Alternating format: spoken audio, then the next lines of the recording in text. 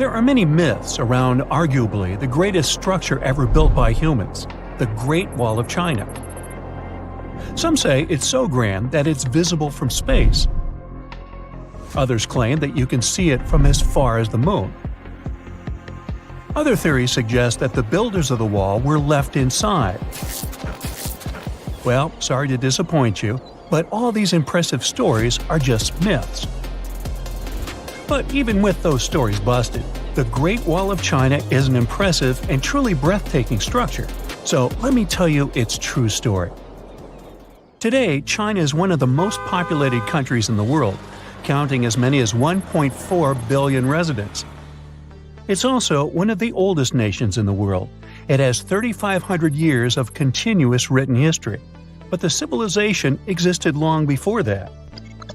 There is a theory that while the European continent, for example, was most likely reached by humans from Africa, China wasn't populated by settlers that came from somewhere else.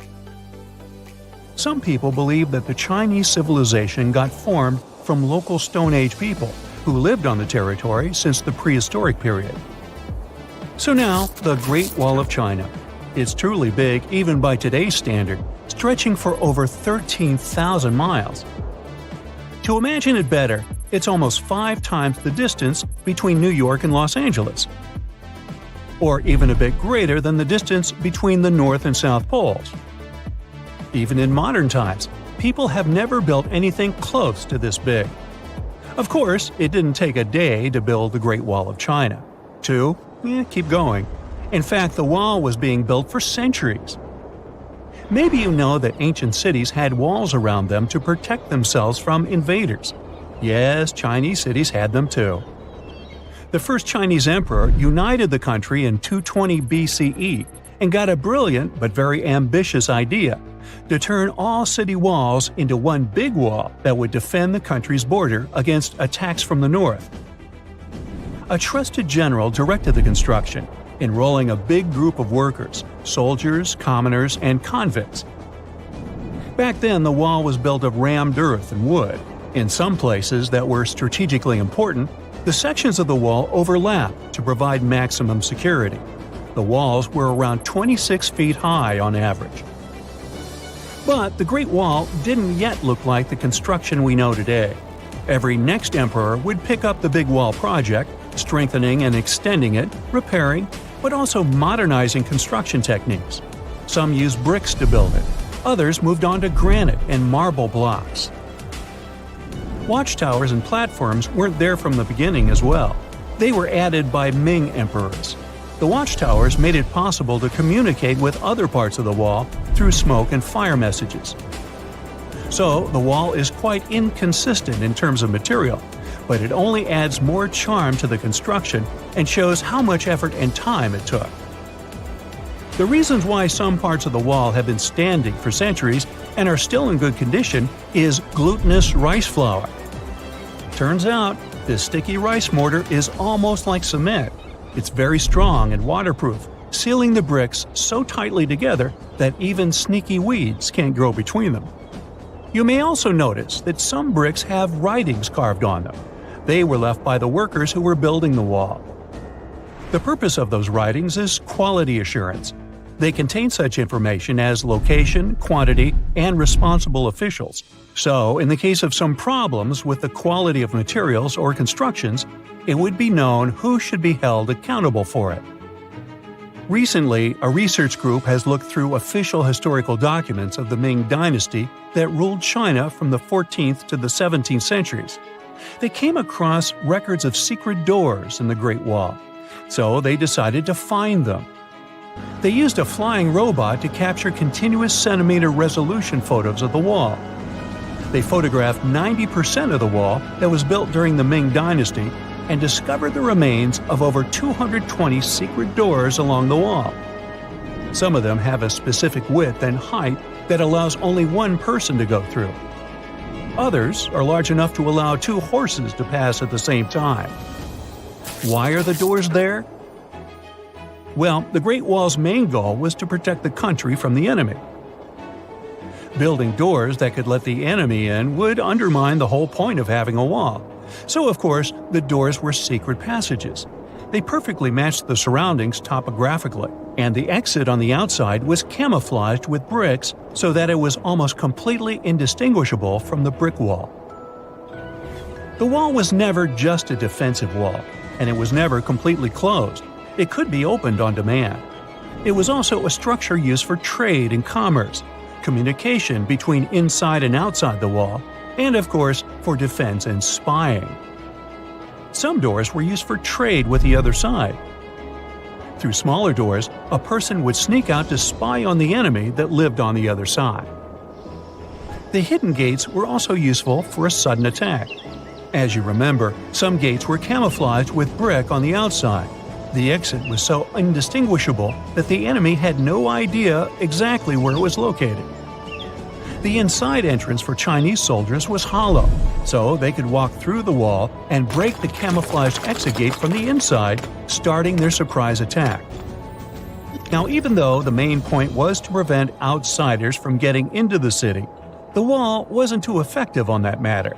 It could still be climbed over or marched around. So the wall was being watched at all times, and the guards gave signals to the troops if they saw the enemy approach. Also, the wall provided more time to mobilize and bulk up the country's forces or lure the enemy troops into a difficult strategic position. The construction stopped at the end of the 19th century.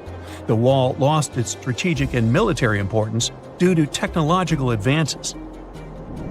Over the centuries to today, only 8% of the Great Wall is in good condition, and the rest is damaged. Also, around 1/3 of the wall has disappeared without a trace, due to both natural erosion and human damage. I guess you could say it's now just a pretty good wall. As you remember, the first parts of the wall were built out of rammed earth and wood. These are not the most unfailing materials if we're talking about thousands of years. Also, destructive farming methods have turned large areas into a desert and contributed to erosion. Also, many bricks were taken away from the wall in the last century to be used in building farms and houses. The wall is being deconstructed stone by stone even today, but this time by tourists. Quite a few of them take a stone as a souvenir. That's a total of a lot of stones, considering that over 10 million tourists visit the Great Wall every year. Since 1987, the wall has been a UNESCO World Heritage Site, highlighting that it has an outstanding importance to humanity. The wall is one of China's 56 World Heritage Sites, second place among countries with landmarks protected by UNESCO. Who's first, you ask? Well, the top spot, with 58 World Heritage Sites, belongs to Italy. And do you know that the wall isn't only a famous tourist attraction, but also the location of the Great Wall Marathon? It's a marathon that was established in 1999 and is one of the most challenging ones in the world.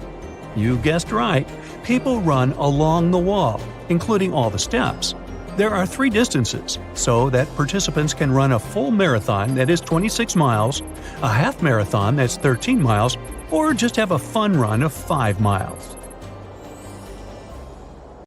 One of the most unexplored and mysterious places on Earth is located in plain sight.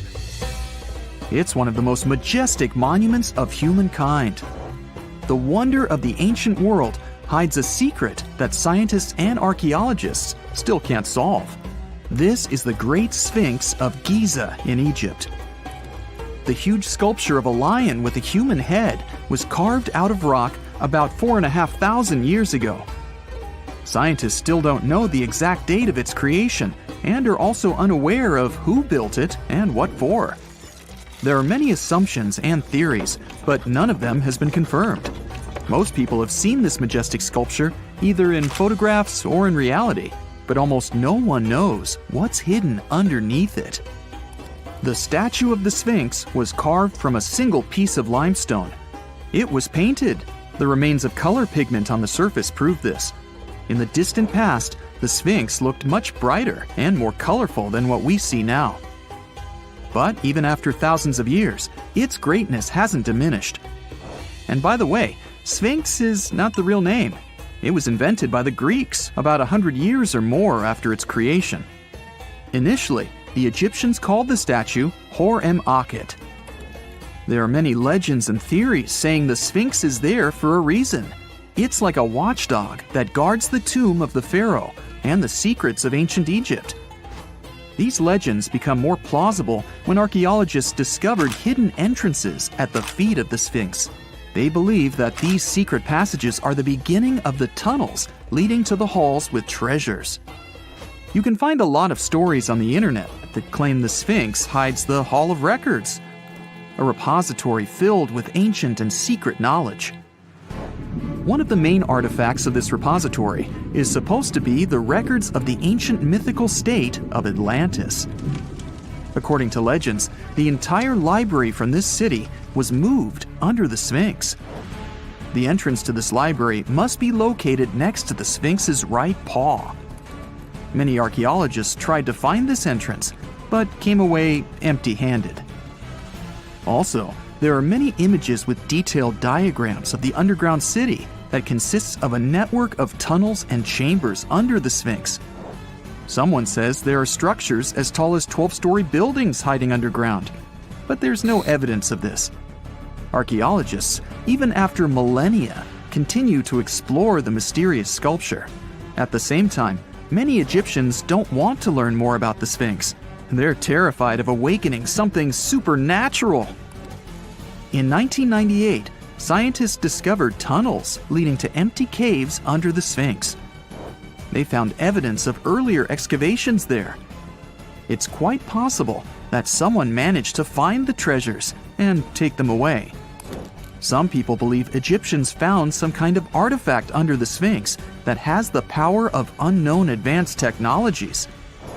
The artifact is so powerful that it can change the course of history. Of course, most theories are just fairy tales of conspiracy fans, but it's a confirmed fact that the Sphinx hides a system of caves and rooms. There are so many rumors surrounding the Sphinx that it's impossible to understand what's true and what's false. In any case, it's difficult and dangerous to study the sculpture because active excavations can destroy it. And then the entrance to the underground rooms can get blocked by rocks and lost forever. Also, further exploration requires a lot of money, and financing is not always easy to find. But the main reason? It's too risky. There's no guarantee that people will be able to get out of the underground labyrinths. For these reasons, scientists and archaeologists have been exploring this majestic structure for so long. Another famous architectural monument with a secret is Mount Rushmore in South Dakota. Everyone admires the images of the U.S. presidents' faces carved into the rock, but few people know that there's a secret room hidden behind the head of Abraham Lincoln. The architect of Mount Rushmore wanted to carve slabs on the rock with the record of the main stages of the country's history.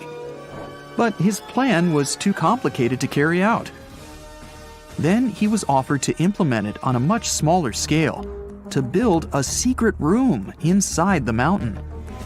The idea was to save this knowledge so that future generations will always remember the history of their country.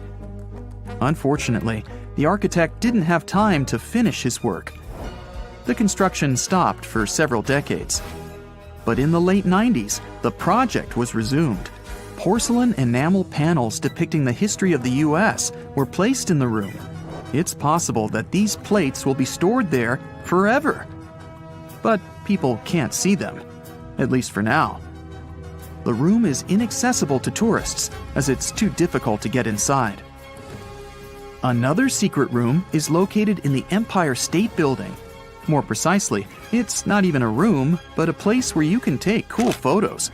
Almost all tourists gather on the observation deck of the 86th floor to enjoy a stunning view of Manhattan. But there's another deck with panoramic windows on the 102nd floor. There are way fewer people there because almost no one knows about that place. Fortunately, access to this deck is open to everyone. You probably won't have to wait in line for a long time to take a photo. You'll feel special because you're in such a secret place where there are almost no people. But the coolest place is even higher, on the 103rd floor. This is a spacious observation deck where celebrities get their photographs taken. It's not a public place, but if you know the right people, you can get there. There are almost no security measures on the site. Only a low ledge between you and an abyss. That's why crowds of people are forbidden from coming here. It's not so easy to get there, and you're unlikely to succeed without a guide. First, you need to choose the right elevator that will take you there. Then you'll go through several engineering rooms filled with pipes, electrical panels, and other technical stuff. The final part of your way is a set of stairs inside a tiny corridor. And here you are, at the top of New York. Now we're in Paris. See the Eiffel Tower? Inside it, there are restaurants and observation decks. But if you try hard, you can find a secret apartment. Now it's a museum, but it was built so that people could live in it. The architect of the tower, Gustav Eiffel, created this apartment in 1889 for himself. It's almost at the very top of the Eiffel Tower. Imagine what a beautiful view he observed every day. He was the first and only tenant. No one else could gain access to this place. When the architect passed away, the apartment remained empty for a long time. Only recently, they restored it and turned it into a museum. Inside, the epoch of the last century is recreated. They even put wax figures of Gustav Eiffel, his daughter, and the American inventor Thomas Edison inside the room. This place is filled with an endless stream of passengers, office workers running late, visitors from other cities, noise, and train whistles. At Grand Central Station in New York, among all these sounds, you can hear the sound of a ball hitting a racket, if you're in the right place. A real tennis court is hidden inside New York Central Station. It belongs to a tennis club that arranges corporate games for employees of many companies. The club was opened in the 60s. Now we're moving to London, Charing Cross Road. It isn't easy to find one secret place here. To do this, you need to look carefully at your feet. Do you see these sewer grates in the asphalt? Inside them, you can notice two signs with the name Little Compton Street. Yeah, there's another street right below you. It disappeared from all maps at the end of the 19th century. Charing Cross Road was built over it. The identification signs that you see are part of old engineering tunnels. There's another interesting place in London. It's located in the southeast corner of Trafalgar Square. At first glance, it looks like a thick lamppost, but there are too many tourists walking around. You come closer and realize that one person can easily fit inside the post. The lamppost belongs not to an electrician, but to a police officer. Yeah, this is the smallest police station in the world. It was built in the 1930s and used as a watch post. Officers had to sit there one by one and watch Trafalgar Square. That always attracted a lot of pickpockets and all kinds of other criminals. It's nighttime, and you're about to walk inside Pharaoh Tutankhamun's final resting place. You know, King Tut. You don't have a torch, but at least you came with a flashlight. You walk down several flights of stairs and observe how the walls are carved in hieroglyphics and what looks like a spell. Those who take anything from this place will be doomed for life, the spell says. Even if you don't really believe it, this scares you a little bit. You find a huge stone door. Is it a trap?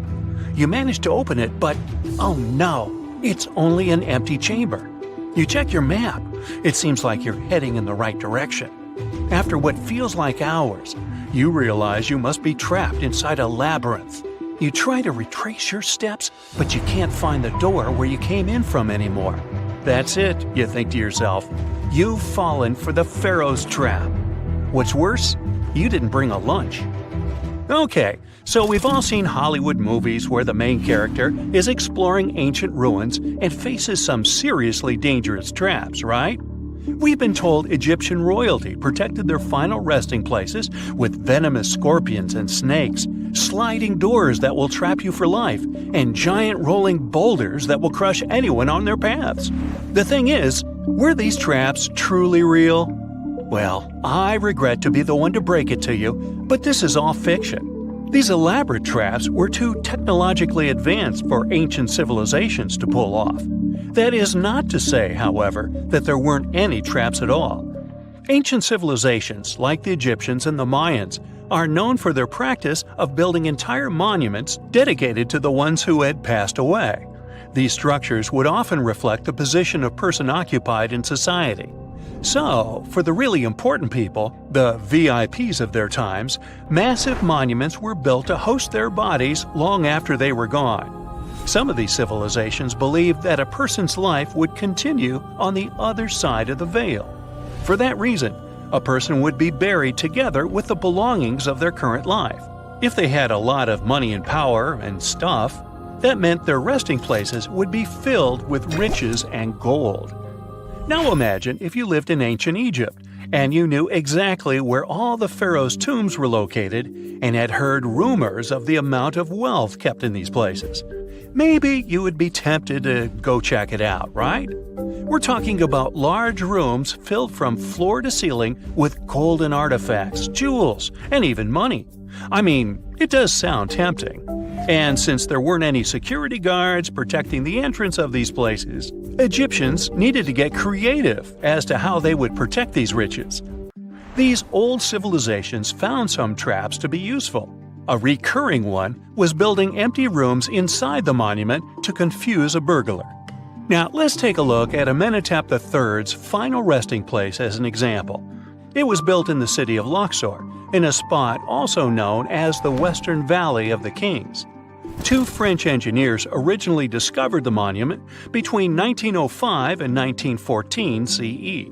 The structure is huge and has more than 10 chambers, connected by long corridors and steep stairways. The King's Chamber is the most hidden one, and for an outsider to try and find it, they will probably enter a lot of empty rooms beforehand. Other pharaohs tried to protect their riches by commissioning monuments with false doors concealing pits that were up to 20 feet deep. This way, an unwarned and unwanted visitor would be surprised by the deep hole on their way to the king's resting chamber. Alongside false doors, pharaohs made sure to build labyrinth-style corridors and false walls. This way, robbers could take hours or days before they found the king's real chamber. As to pits with poisonous snakes on them, if there were any reptiles inside these monuments, they probably got inside on their own and would most likely not stay there for long. There is no way snakes would survive years and years without food inside these pits. So yes, another Hollywood-induced belief right there. If these traps seem boring to you, archaeologists did find an interesting deterrent in the final resting place of the Red Queen of Palenque in Mexico. Palenque was one of the most powerful Mayan cities in pre-Columbian Mexico, and the Red Queen was believed to be the grandmother of the last Mayan king, undoubtedly a person of immense importance to the empire. In her honor, a huge monument was built to keep her body after her passing. The discovery of the tomb itself was already thrilling. Archaeologists found an ancient monument when digging at the site back in 1994. The first thing they found was a room with a hidden door. Once they opened the door, they discovered a long corridor. Finally, at the end of this corridor was the Queen's chamber. The team of archaeologists was beyond excited to unearth this chamber with the mummy of the Queen herself still inside it. They found her to be accompanied by her pearls, jade shells, and expensive rocks. But as the team explored the remains, they saw something rather strange. The room was filled with a red-colored powder. Researchers knew that the color red was important to the Mayan people, and that much of their clothing and buildings were decorated with this color. But they didn't understand why the queen was buried with this unknown red substance. After they took a sample back with them for further analysis, they discovered that the red powder was cinnabar, a very dangerous mineral. This powder, when inhaled, can cause, shall we say, severe health damage to a person. The team concluded that this could only be a trap for anyone trying to steal her riches. Okay, so dangerous powders might have worked as the most intense traps we've seen until now. But perhaps the cheapest way to keep out unwanted visitors was to advertise spells written out all over the monument. We'd probably laugh at these today, but back in the day, they were more or less effective. Spells usually said that the person who took anything from that place would meet a tragic fate. Some spells said that robbers would lose their houses in big fires or terrible floods. Other spells said burglars would have incurable and undiagnosed health issues, but they weren't really enough to stop people from taking any gold. There are some stories surrounding how these spells might have been real. One of them is from the famous British Egyptologist Howard Carter, the one responsible for unearthing Pharaoh Tutankhamun's resting place in the 1920s. After months of unsuccessful digging, Carter discovered the tomb's existence by chance. He found the entrance to a stairway right beneath the soil where he had been searching all those months. With the help of a team, he cleared the piles of sand blocking the stairs and discovered a doorway. The door had several royal symbols carved into it, and Carter knew this could only mean a very important person had been buried there. And he was right. With a chisel, he made a hole in the top left-hand corner of the doorway and lit his vision with the help of a candle. He couldn't believe what he was seeing, the reflection of several golden and jeweled items crowding the chamber before him. Lost for 3,000 years, Carter had just discovered the final resting place of King Tut. But the story didn't finish here. This discovery was accompanied by a series of unfortunate events that led people to believe it had something to do with the pharaoh's spell. Carter himself mysteriously passed away just a few years later, and some of his assistants lost their houses in floods, just like one of the spells threatened. Some say it's just coincidental, as there's no real proof of these things being connected. Well, what do you think? Was this an effective trap after all? Whenever you hear about ancient ruins, you almost never picture them being suspended somewhere, or just randomly hanging on the branch of a tree, right? In fact, for most of the ancient artifacts we have exposed in museums all over the world, archaeologists did quite an impressive amount of digging. You see, buildings have this funny way of fading away over time if not properly taken care of. Sometimes we need to reuse some building materials, so an older construction may be sacrificed in the process. Other times houses are abandoned, and once they are exposed to the elements on the surface, like rain or sunlight, they don't really stand a chance. Some just simply crumble away due to good old erosion. So the only way a piece of architecture can survive the test of time is if it's somehow gotten buried deep down. Now, how did they end up buried in the first place? Well, it's quite the comedy of errors. Ancient cities had a habit of gradually raising their ground level like a kid adding toppings to their ice cream sundae. You see, these settlements were always busy collecting food and building materials to keep up with their ever-growing population. But hey, who has time to deal with waste and rubbish? It wasn't exactly high on their to-do list back in the day. So when it came to building new houses, ancient civilizations found it much easier to save their sweat and tears by piling up the rubble and constructing right on top. But that's not all. Rivers would also occasionally flood and deposit a layer of sediment on the city floors, further encapsulating those ancient constructions. And in those dry regions like the desert, where the wind likes to show off its sand and dust dance moves, you can bet it was a constant struggle to keep the establishments clean. One hilarious example is the Sphinx, which had its head buried in sand until a group of archaeologists unearthed it in 1817. Some ancient towns eventually got covered up because they were completely abandoned. With less human activity to control their expansion, plant seeds couldn't resist the opportunity and sprouted all over the place. They gobbled up carbon dioxide from the air and grew, adding more and more bulk to the ground.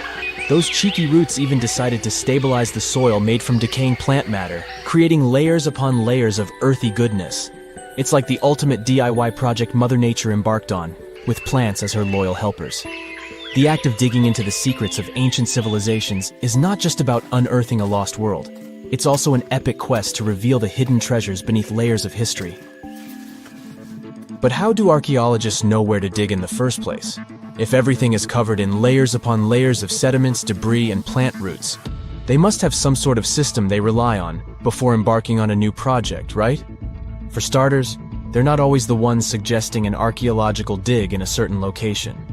Let me explain. Let's say you're a contractor and you want to build a new fancy apartment complex in your city. Some local legislations have certain requirements before your project can start, though. For instance, before anyone starts building on a piece of land, they might need to bring in specialists to check the soil. These clever folks can be archaeologists, geologists, or paleontologists, and they need to keep an eye on things during development. If any artifacts or ecofacts, fancy word for organic remnants, are discovered, these experts swoop in to excavate and study them. But what about sites that have nothing to do with bulldozers and yellow hats? Archaeologists have more than one trick up their sleeves when it comes to locating ancient hotspots. They dive deep into historic records with a healthy dose of detective work. By sniffing out old documents and maps, they can piece together the puzzle of human activity in a specific area. If a site has been visited before, it's even better. Finding records of past excavations or historical accounts can give archaeologists lots of information on where to continue their treasure hunt. Before archaeologists start swinging their shovels, they engage in a bit of a visual scan mission. Armed with a grid system, they'll stroll around the site, keeping their eyes peeled for any artifacts that might be hiding just beneath the Earth's upper layer. From groundstone tools to historic glass and even ancient garbage dumps, yes, they're all so valuable. These keen-eyed explorers can spot signs of human activity faster than most people. If they stumble upon midden soil, fancy term for a garbage dump, they know for sure that humans once called this place home. Archaeologists don't just rely on their trusty shovels, though. They have an arsenal of gadgets to aid in their search for hidden wonders. Geophysical tools are like their secret weapons. Take the resistivity meter, for example. This clever contraption measures the electrical component of the soil and any buried features or artifacts. A buried wall, for instance, will create a different resistivity reading than the surrounding soil. Magnetometers and ground-penetrating radar work in similar ways, showcasing potential hints of ancient treasures in the soil. And who could forget our trusty old friend, the GPS? It helps archaeologists map out precise locations, like a high-tech treasure map, leading them straight to their pot of gold. Care to virtually visit some of the most important archaeological sites in the world? Well, follow me. In the United Kingdom, for instance, you'll find this interesting place called Stonehenge. It's one of many henges scattered around, but this one really takes the cake. Picture this: massive ancient stones standing tall and proud, arranged in a funky outer ring and an inner horseshoe, with some smaller stones thrown in for good measure. And guess what? These amazing stones have been around for over 5,000 years. Talk about a serious case of rock-solid longevity. Now, here's where it gets interesting. According to local folklore, the legendary wizard Merlin whipped out his magic wand and poof! He teleported these massive stones all the way from Ireland. Apparently, some giants had assembled them there, but Merlin decided they would look much better at their new location. Others think it's just the ruined remains of an old Roman spiritual edifice. These amazing structures were built by our Bronze Age ancestors. With their simple tools and limited tech, they managed to create this monumental masterpiece. Impressive, right? Unfortunately, there's still so much we don't know about this area. Stonehenge's initial purpose remains a mystery to this day. Sure, there are lots of theories, but scientists have yet to agree on the subject. However, we do know that it's perfectly aligned to catch the sunrise during the summer and winter solstices. The ancient city of Pompeii is an equally amazing archaeological site. Picture this. Mount Vesuvius, a notorious troublemaker, decided to throw a volcanic tantrum and completely covered this ancient Roman city. It turned it into a time capsule, located outside present-day Naples in Italy. Fast forward to the year 1748, when a bunch of adventurous explorers stumbled upon Pompeii. Lo and behold, they discovered a treasure trove of well-preserved goodies: streets, houses, food. Probably a bit stale by then. Blingy jewelry, fancy sculptures, colorful frescoes, everyday household items, and even animal and human remains. It was like an epic archaeological party. From the looks of it, Pompeii had it all. Fancy houses and villas, a massive 20,000-seat arena, cute little artisan shops, hangouts like taverns. And let's not forget the saucy spots like those luxurious bathhouses for some intense pampering. There's also the Sanctuary of Apollo, where people used to gather for their daily dose of worship. And of course, the bustling heart of the city, the Forum of Pompeii, where all the cool people used to hang out. And guess what? Pompeii is so cool that it made it to UNESCO's World Heritage List back in 1997. That's like the ultimate Hall of Fame for historical awesomeness. It also includes many other famous buildings and sites, like the Taj Mahal in India and the Acropolis of Athens in Greece. At some point in its long and very interesting history, our dear planet Earth was sort of snoozing, just doing its planetary thing, spinning around the sun. And then, bam, life starts getting fancy. Plants and animals start strutting their stuff, showing off their complexity. Fast forward a bit, about 65 million years ago to be exact, and a cosmic disaster strikes, or at least that's what we presume. An asteroid probably smashed into Earth, wiping out the dinosaurs and other big animals. We can't pinpoint specifics about the asteroid, but we do know that it was extremely large and it crashed into our precious planet, creating a dusty mess that settled everywhere.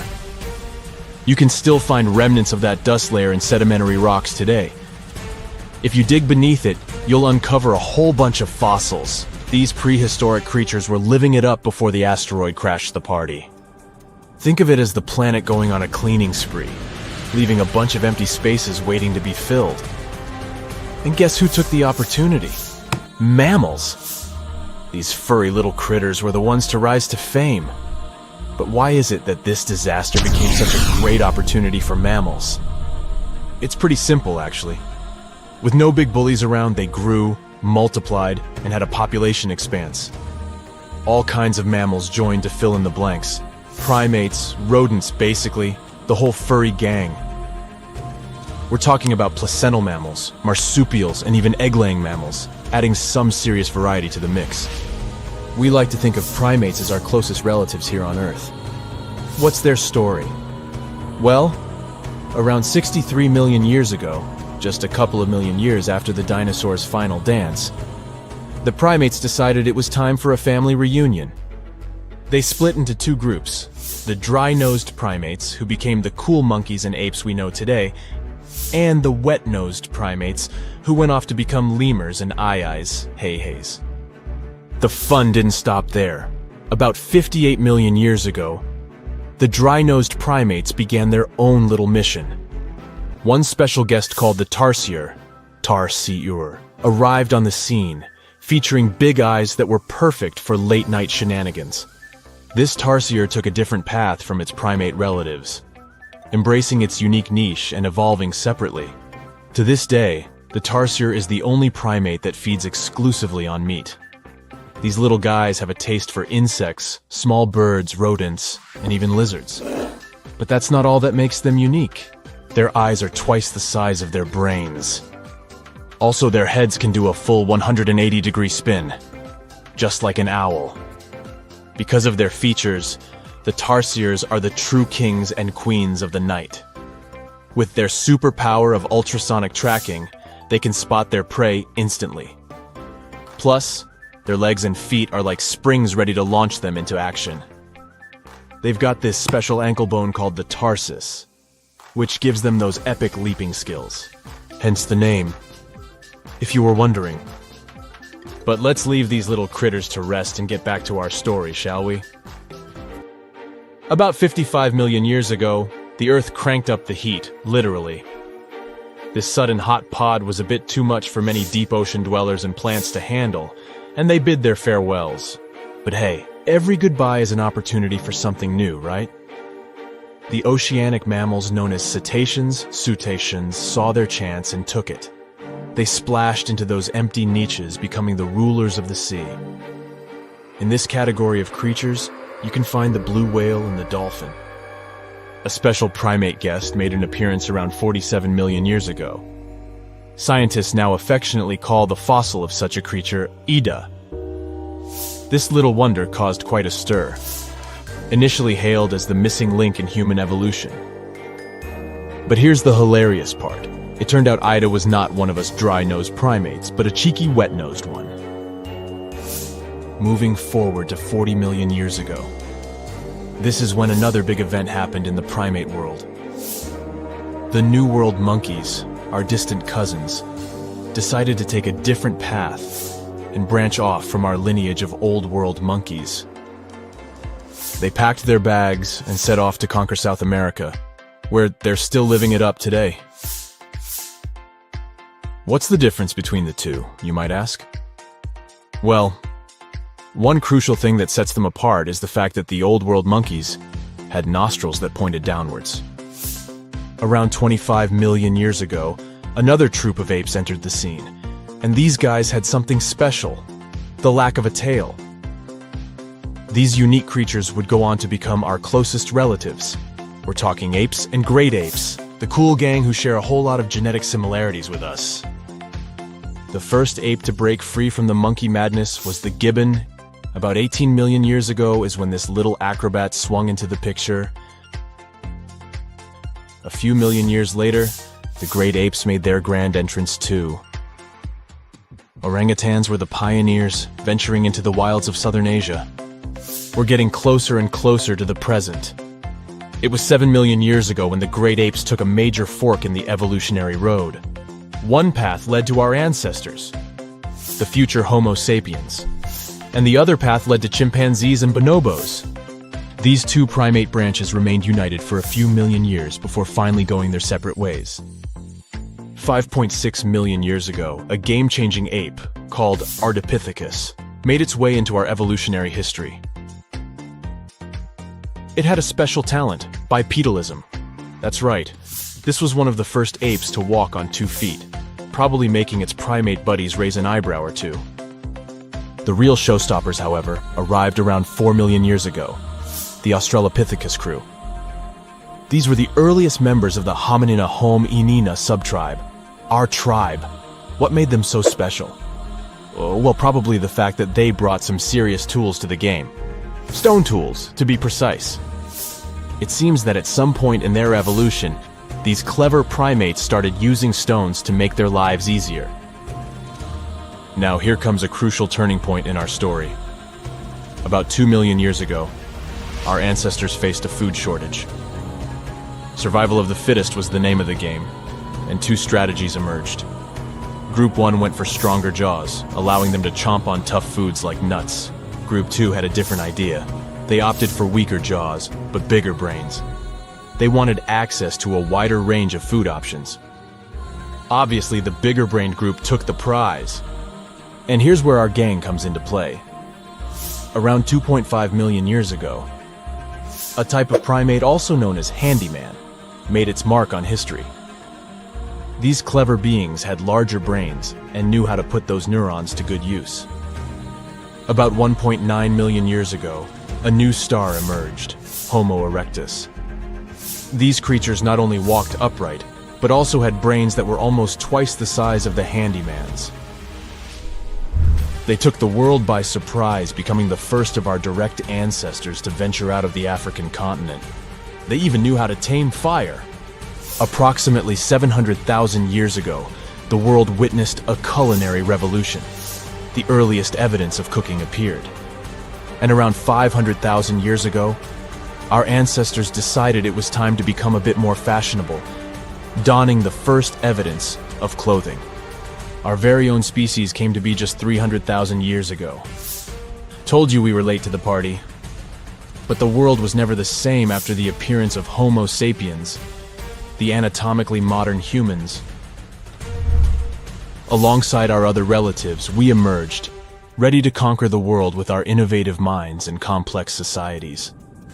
The exact path of our evolution remains a bit of a mystery. But what we do know for sure is that Neanderthals joined the party around at some point too. As Homo sapiens flourished, so did our capacity for language. Modern speech is believed to have emerged almost hand in hand with our species. We started expressing ourselves, sharing stories, and shaping the world with our words. So, there you have it. It took 13.8 billion years of cosmic history for humans to make their entrance. Think about it. 99.998% of the time since the Big Bang, we weren't even around. Our species, Homo sapiens, is the toddler of the Earth's family, existing for just the tiniest fraction of the universe's timeline. Yet, in this blink of an eye, we've managed to unravel the entire story that led to our existence. The story won't end with us. It's an ongoing saga, still being written with every passing moment. It's 1898, and you're taking part in excavations in Sahara. This place, not far away from Cairo, is full of ancient tombs and pyramids. You're in your Indiana Jones mood and hope to find something really phenomenal to become famous. Gold, manuscripts, treasure maps, mummies of famous pharaohs. Wait, a wooden bird? You're really disappointed as it looks like a regular toy. An old one, but still. Little do you know that years later, someone would propose that your bird was actually an ancient monoplane. So the artifact, nicknamed the Sahara bird, is made of a sycamore tree. The birdie has a wingspan of just 7 inches and weighs around 40 grams. A perfect original souvenir from Egypt, I would say. It's over 2,000 years old and looks pretty plain, without any carvings of feathers or other intricate ornaments.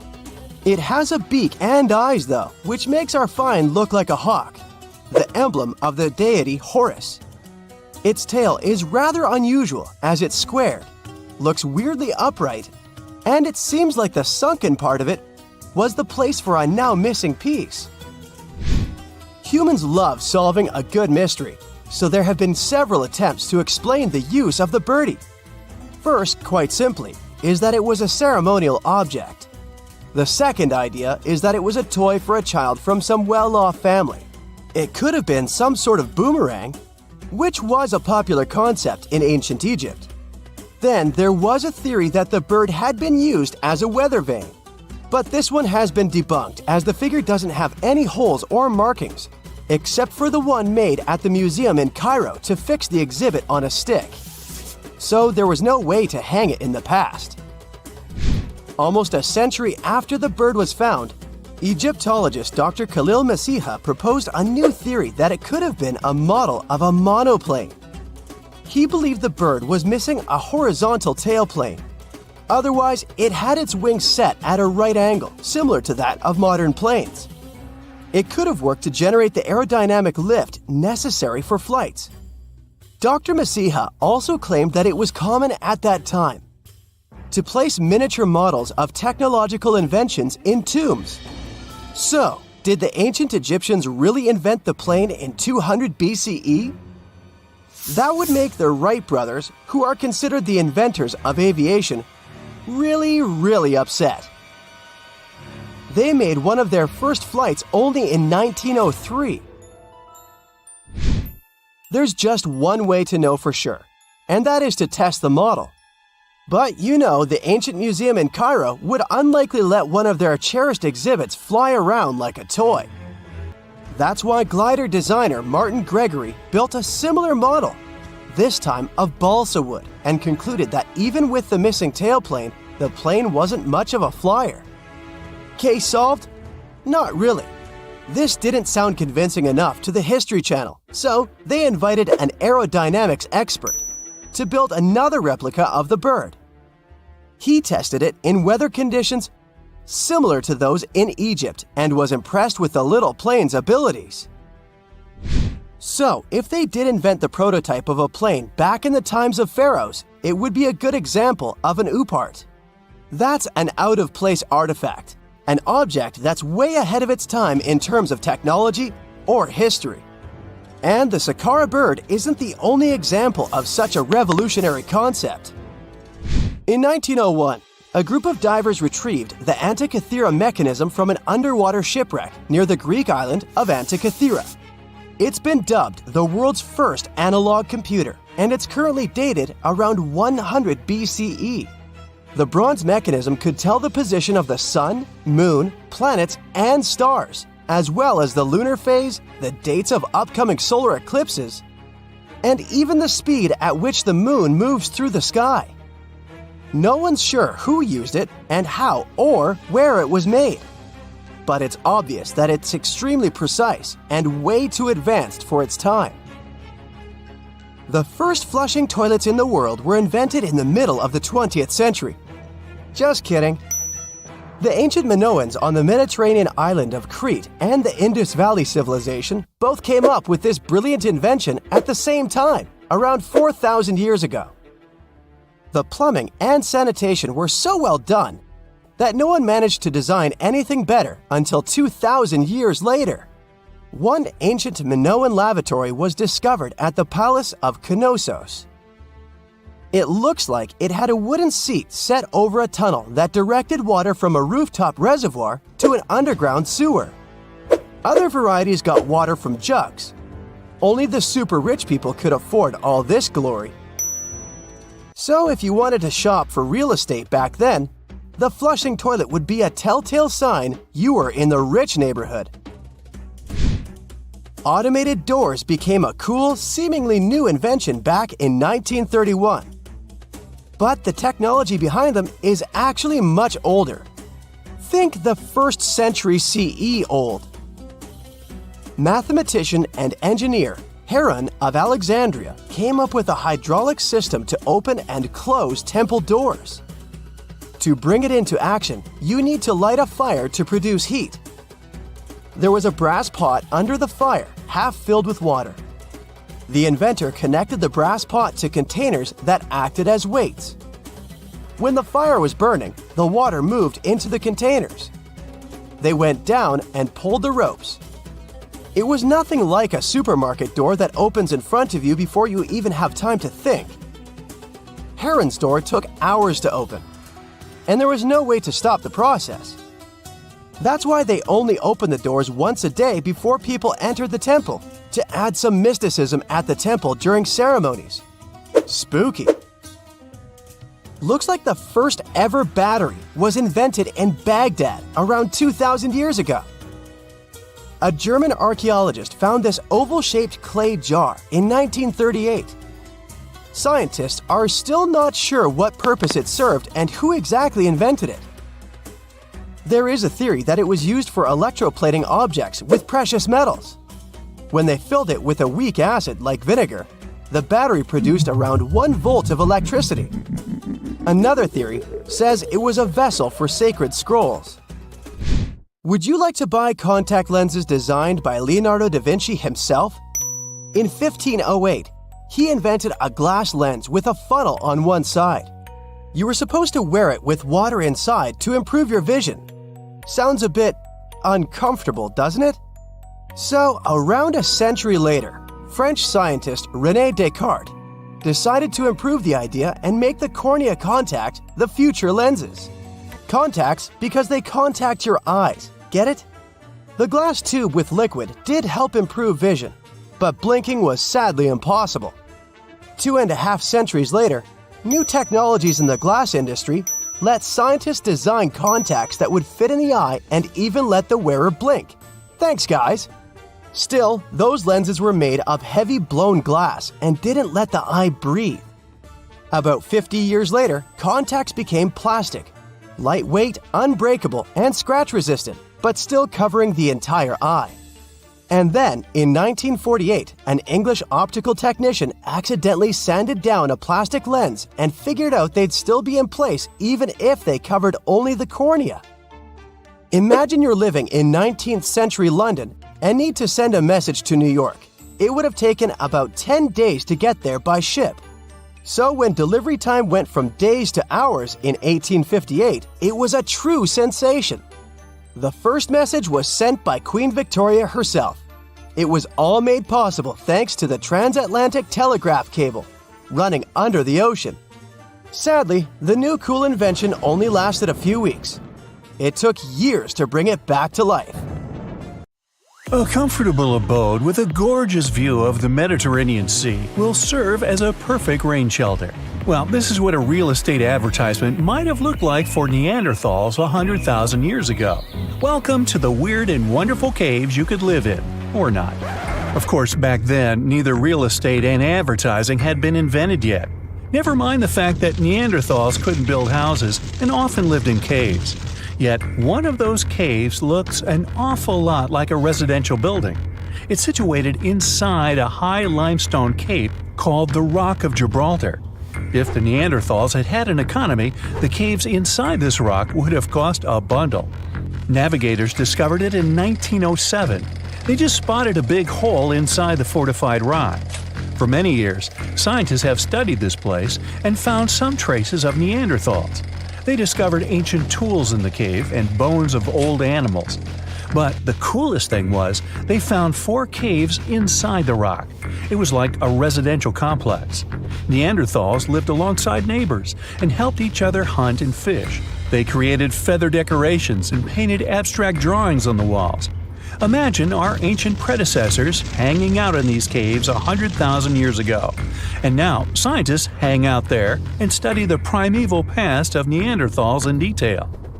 At the end of 2021, archaeologists uncovered a gap inside one of the caves leading to an unknown tunnel.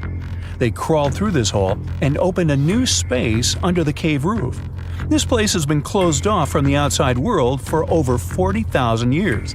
And it seems it was one of the most prestigious apartments in the entire mountain complex. It has high ceilings with ancient stalactites. The ruined stone curtains divided the apartment into several rooms. Scientists also found the remains of ancient animals and scratches on the walls. It seems that Neanderthals had never lived here, but they used to visit this place. Archaeologists found the shell of a sea snail called dog whelk. One of the Neanderthals brought it here for some reason, but the primary owners of this place were hyenas. These caves show that Neanderthals were closer to humans than to monkeys. They had a way of life and even some customs. There's still a lot of work ahead, and scientists hope to find new rooms inside this rock. Meanwhile, in 2003, archaeologists discovered another early dwelling on the Isle of Flores in Indonesia. Among the green jungle, they found a cave with ancient tools.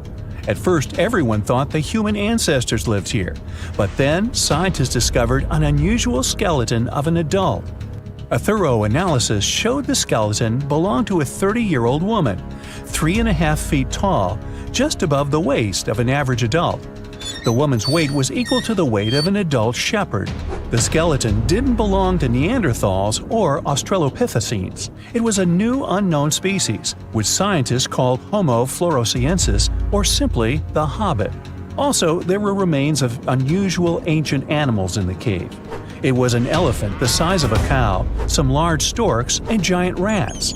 Archaeologists have found out that hobbits were not the owners of this place. The main inhabitants were the rats the size of a cat. Maybe they were fighting the hobbits. Some analysis shows that Homo floresiensis wasn't our direct ancestor. They were in a separate branch of evolution. The hobbit skeleton looks more like that of a monkey than of modern humans. In 2009, in the dense jungle of Vietnam, archaeologists discovered Son Don, the largest cave in the world. If you go inside the cave and shout, you'll hear your echo a long time. In some places, the height of this cave reaches half the height of the Empire State Building, and the total area is larger than one central block of New York. Son Don is one of the 3 caves in the Vietnamese jungle. Many intricate mazes connect these caves. Inside, you can find unique plants and trees that live separately from the outside world. It's a real underground jungle. In some places, you can find collapsed ceilings that let the sunlight in. Besides unusual trees and plants, ancient stalactites hang there. Some limestone deposits are more than 450 million years old. They were here even before dinosaurs appeared. There are also many rivers in the cave. Rainwater coming down from holes in the ceiling has formed them. Fast streams resemble slides in a water park. They lead to unknown underground labyrinths. Scientists have studied only a small part of all these caves. The next unusual cave is in New Zealand. Hundreds of thousands of fireflies live inside. Each of them glows with a blue light. Together, they light up the cave. It may seem to you that you're on another planet, but you can't stay there for a long time. Special air measuring devices are everywhere. Scientists monitor the level of carbon dioxide necessary for the normal existence of fireflies. These insects are sensitive to the environment. If there are many people in the cave, or they stay there too long, the park staff will ask them to leave the place. It's like you're literally stealing oxygen from the fireflies. We've seen some pretty amazing caves so far, but how about a scary one? We're going to the desert of Yemen's Al-Mara province.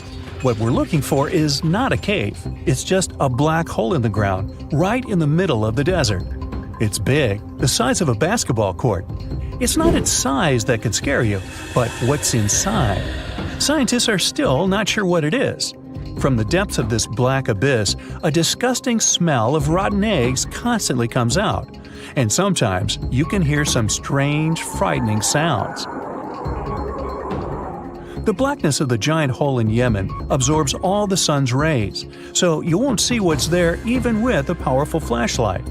People flew over this place by helicopter. They filmed using drones and the most powerful lenses, but they didn't catch anything except darkness. It looks like a big ink spot in the middle of golden sand. The locals are afraid to approach this place.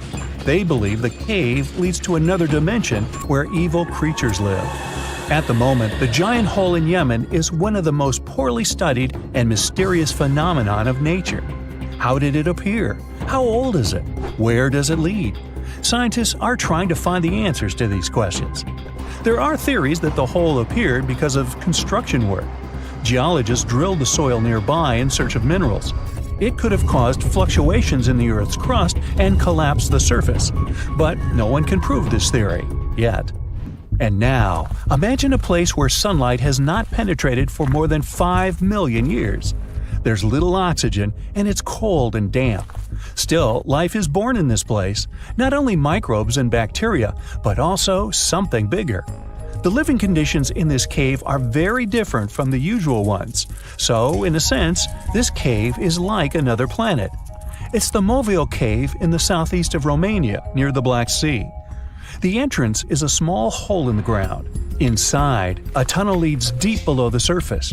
The levels of hydrogen sulfide and carbon dioxide are above normal inside the cave. The air here is half as much oxygen as on the surface. People can't be here without an oxygen mask, but other creatures living here can. The cave is home to 48 species of living organisms. 33 of them are unknown. Here you can meet some unusual insects, white snails and white spiders, millipedes with huge whiskers, transparent shrimp, and unique species of leeches. They all live here thanks to the little bacteria autotrophs. They absorb carbon dioxide and release food particles. Bacteria feed on it. Other larger organisms feed on these bacteria, and some bigger organisms eat those little ones. In the end, everyone gets food. In this cave, evolution has created a biological system separate from the rest of the world. You know, scientists make discoveries that change the world, but even they can face mysteries. Here are 10 things that have baffled scientists. Imagine that you constantly hear a low-frequency hum, and no one can trace its source. Roughly 4% of the world's population hears the hum. It's a geography-free sound. I mean, people all around the world hear it, so the name varies from Tao's hum to Auckland hum, depending on the region where it gets generated. The sound is just on the threshold of human hearing.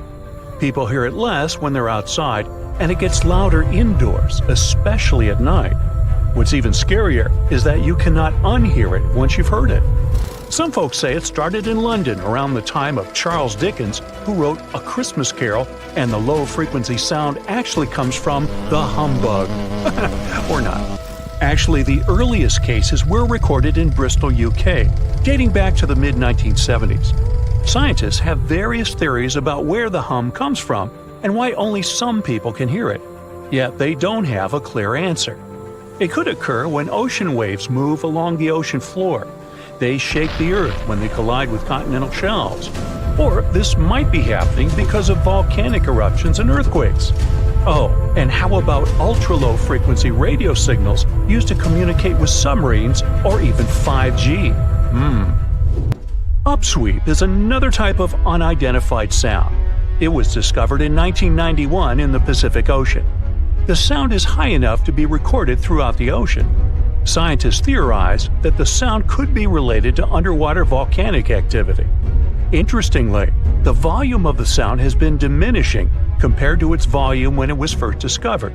yet it still can be detected. Plus, it's seasonal. It reaches its highest volume in spring and fall. Is it related to seasonal changes? No one really knows for sure. The next mysterious thing is a cone-shaped monument found in the Sea of Galilee in Israel. This monument was discovered accidentally by sonar scanning in 2003, but the findings were published only in 2013. The monument weighs 60,000 tons. It was once submerged by rising waters. Archaeologists say the monument is enigmatic because they can't figure out where it's from. They don't know what it's connected to or its function. So this big and unusual thing remains a mystery. Now let's move to Göbekli Tepe, Turkey. This place offers you one of the most archaeologically significant sites in the world. Why is it important? Well, it has massive carved stones about 11,000 years old. To put it in perspective, they're 6,000 years older than Stonehenge. Ancient people placed these stones before they began farming or crafting metal tools or pottery. So the existence of this place goes against the chronology of civilization we're familiar with, where people farmed first and built second. Apparently, it wasn't like that. In any case, a good question is, what was the purpose of this site? Was it built to worship some spirits? Yep, archaeologists believe it might be the world's oldest temple. Okay, say this with me. Paleodictyon notusum. Yeah, I know it sounds like a chemical formula. This is a living fossil found deep down on the ocean floor. A creature makes these hexagonal burrows, that for sure. Yet scientists can't identify the artists. Now, what do I mean by living fossil? Well, Paleodictyon notusum is a creature believed to produce a burrow nearly identical to Paleodictyon fossils. Is it a worm-like animal that made them? Scientists don't know. One thing is clear, this isn't some random stuff created by geological forces. Now speaking of fossils, take a look at this giant one. Its informal name is Godzillius. It was discovered in 2011 by an amateur paleontologist. This is a scientist who studies the history of life on Earth by analyzing fossil records. Anyway, back to Godzillius. It's almost 7 feet in length and 9 feet tall if you were to measure it upright. This fossil is 450 million years old, coming from the time when Cincinnati was underwater. It might be a fossilized algae mat, but some scientists have different opinions. This is a massive tunnel found in South America. The tunnel is at least 8,000 to 10,000 years old. At first, researchers discovered a couple of colossal burrows. They were enormous and neatly constructed. Geologists were amazed, saying they had never seen such structures before. There's no known geologic process to explain their formation. I mean, researchers have known about the burrows since the 1930s, but back then they believed that these tunnels were just some sort of archaeological construction, until they discovered huge claw marks on the walls and ceiling. They reasoned that some extinct species could be the ones to have left these marks. Many geologists strongly believe they found the burrows of giant ground sloths and armadillos. The structure is the largest known burrow from the Paleolithic age in the Amazon. Yet experts have many questions. How come such a deliberate-looking structure could form naturally? A researcher then discovered another strange cave. This one was hundreds of miles away from the massive tunnel. Fast forward, there are now more than 1,500 burrows from the Paleolithic age found in Brazil. What's even more interesting is that some of these caves are connected to tunnels that sometimes lead to chambers. I'll continue with a natural phenomenon. What if I told you that every year, especially in October, fireballs appear on the Mekong River in Thailand?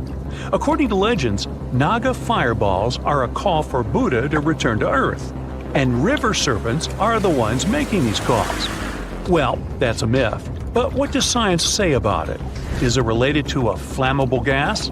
There are no clear answers yet. These fireballs appear to rise from the water. They can go as high as almost 990 feet. They're like fireworks, disappearing rapidly. They typically glow with a reddish or orange color. I'll mention some legends too, because why not? They're thrilling. And it would be a shame not to include the one about the lost city of Atlantis.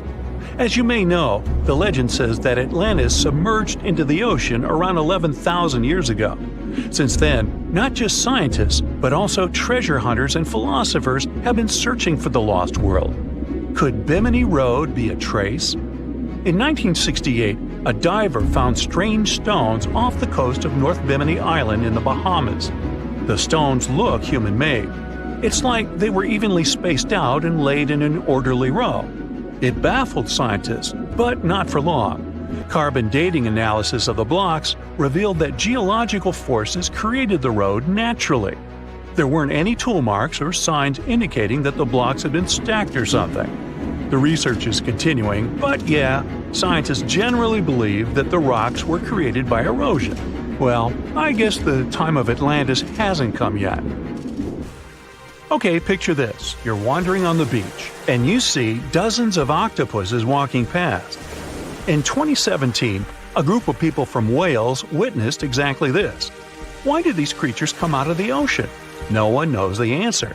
The group reported that they had seen 20 to 30 octopi crawling on the sand. The people looked for some signs of injury, but found nothing. They said that they had carried the animals back to the ocean. Interestingly, these creatures kept crawling onto the shore when people were asleep. Experts say that it's hard to be sure of the reason that pushed the animals to the beach without conducting a physical examination. They're still speculating about the reason behind this unusual and rare occurrence. Could it be overcrowding? Furthermore, the octopi were well armed. A separate study points out that the more fishers hunt large animals that feed on octopuses, the more the octopus population grows. Maybe that's why these creatures have to go farther to find food or shelter. But without proper research, these are only theories. There's a lot we don't know about space, too. So here's a bonus fact about the yellowish source of life in the solar system. Scientists have discovered a new type of wave inside the sun. These waves move in the opposite direction to the sun's rotation. Plus, they move super fast. So fast that it's beyond our understanding. Researchers have different theories about the function of the waves. If they figure out their role, this could give them additional insight into the processes happening inside the sun. And yes, the octopi were well armed. On October 30th, 1759, the inhabitants of the Middle East were jolted awake by an earthquake. Cracks appeared in the walls of their homes, roofs began to crumble. People ran out of their homes and gathered in open areas. But because of strong shocks, they kept losing their footing and falling. A month later, there was another earthquake, but it turned out to be even stronger. Trees broke, houses collapsed, deep cracks appeared in the ground. The disaster lasted for 2 minutes. Oases, roads, and cities were destroyed. Incredibly, Balbeck's ancient buildings withstood earthquakes. Some historians state that this majestic and mysterious place was built during the Roman Empire, but many researchers disagree. Whatever the truth is, the city is one of the main archaeological phenomena of humankind. The most amazing building of Balbeck is the Temple of Jupiter. The inhabitants of the Roman Empire believed that Jupiter held power over lightning and thunder. The building looked like a platform with 54 columns. A massive roof rested on these columns. Today, you can only see 6 70-foot-high columns. Each of them consists of 3 sections and resembles a pencil. The cores of these pencils were made of lead. This made the columns exceptionally strong. Each of these pieces of stone weighed an incredible 80 tons. That's the weight of 35 Ford Explorer SUVs. Look, this is the largest block in the Great Pyramid of Giza. But compared to the blocks from Balbeck, it doesn't even look that impressive. The foundation under the Temple of Jupiter was preserved. That's how specialists figured out it consisted of about 25 monolithic stones, weighing 450 tons each. It means that the blocks from Balbeck weigh almost 4 times more than the blocks from Egypt. There are 3 more enormous limestone blocks in the foundation. They weigh 800 tons each. This is more than twice the weight of a Boeing 747 plane. Ancient builders must have had a hard time carving such giants from a piece of stone. And after that, they also had to pull them to the construction site and lift them to a significant height. Repeating these logistics would probably turn out to be a nightmare for present-day builders. To do this amount of work, they would need modern equipment. But Balbeck's constructors didn't have trucks, cranes with circular saws, or electricity. How did the builders of the past manage to do this?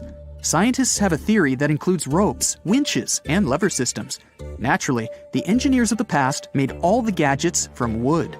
Around 3,000 feet away from the ruins of the temple complex, there's a quarry. Archaeologists suppose that's where the stones for the construction were cut. They found a block of limestone there. It seemed to be too large, even for this incredible place. The monolith got called the Stone of the South. It was 65 feet long and 13 feet wide. The ancient builders didn't have time to completely separate it from its mother rock. A group of scientists from Austria estimated that this piece of limestone weighed more than 1,000 tons. That's like 3 Boeing aircraft, or 160 African elephants. There was another surprise awaiting the archaeologists near the Stone of the South. It was the second monolith that weighed more than 1,200 tons. But the ancient builders didn't stop at that. They continued to work. In 2014, in the same quarry, German archaeologists unearthed a block that weighed 1,650 tons. No one has figured out yet why people of the past needed a piece of stone that weighed as much as 125 school buses. It's also unclear how they were going to move this giant and why they didn't finish the job. In any case, this third monolith is the largest processed piece of stone in human history. There are more questions than answers. Some researchers believe that people of the past had high-tech equipment. Others don't think so, but are eager to understand how the builders managed to move those stones. There's a huge number of ancient buildings and artifacts on the planet. Lots of them make researchers scratch their heads. Near the Pyramid of Djoser in Egypt, archaeologists have found a network of tunnels. This place is called Serapeum. It contains 24 sarcophagi weighing from 70 to 100 tons. The giant boxes are carved from a single piece of granite and covered with heavy lids. The sarcophagi are perfectly symmetrical. To the touch, their walls are as smooth as glass. Even with the current level of technology, this is very difficult to do. But the ancient Egyptians managed this feat. The Lycurgus cup is a priceless artifact and example of ancient nanotechnology. It's made of glass that can change its color. If you put a source of light in front of the cup, it turns green. If the light is behind the goblet, it becomes deep red. In this case, the figure of Greek king Lycurgus turns pale purple. Scientists understood how this color change worked only at the end of the 20th century. Through microscopes, they saw nanoparticles of silver, gold, and copper. They had been added to the glass matrix. Thanks to this, you can observe a color change called dichroism. Interestingly, the gold and silver were grounded into a fine dust. It's almost impossible to do this by accident. Most likely, the ancient experts knew for sure what they were doing. Bolivia has a curious place called Puma Punku. It looks as if an ancient giant played there with an enormous construction set. And after the game, they forgot to put the pieces back into the box. But there are no giants, and the huge stone blocks were carved by ancient builders over 1,500 years ago. Some of the rocks weigh 100 tons. The blocks were brought to an altitude of almost 13,000 feet above sea level from the quarry 60 miles away from the construction site. There's no forest in that area. This means the builders couldn't use trees to make wooden rollers. The monument belongs to the Inca civilization. Scientists are sure they didn't know anything about wheels.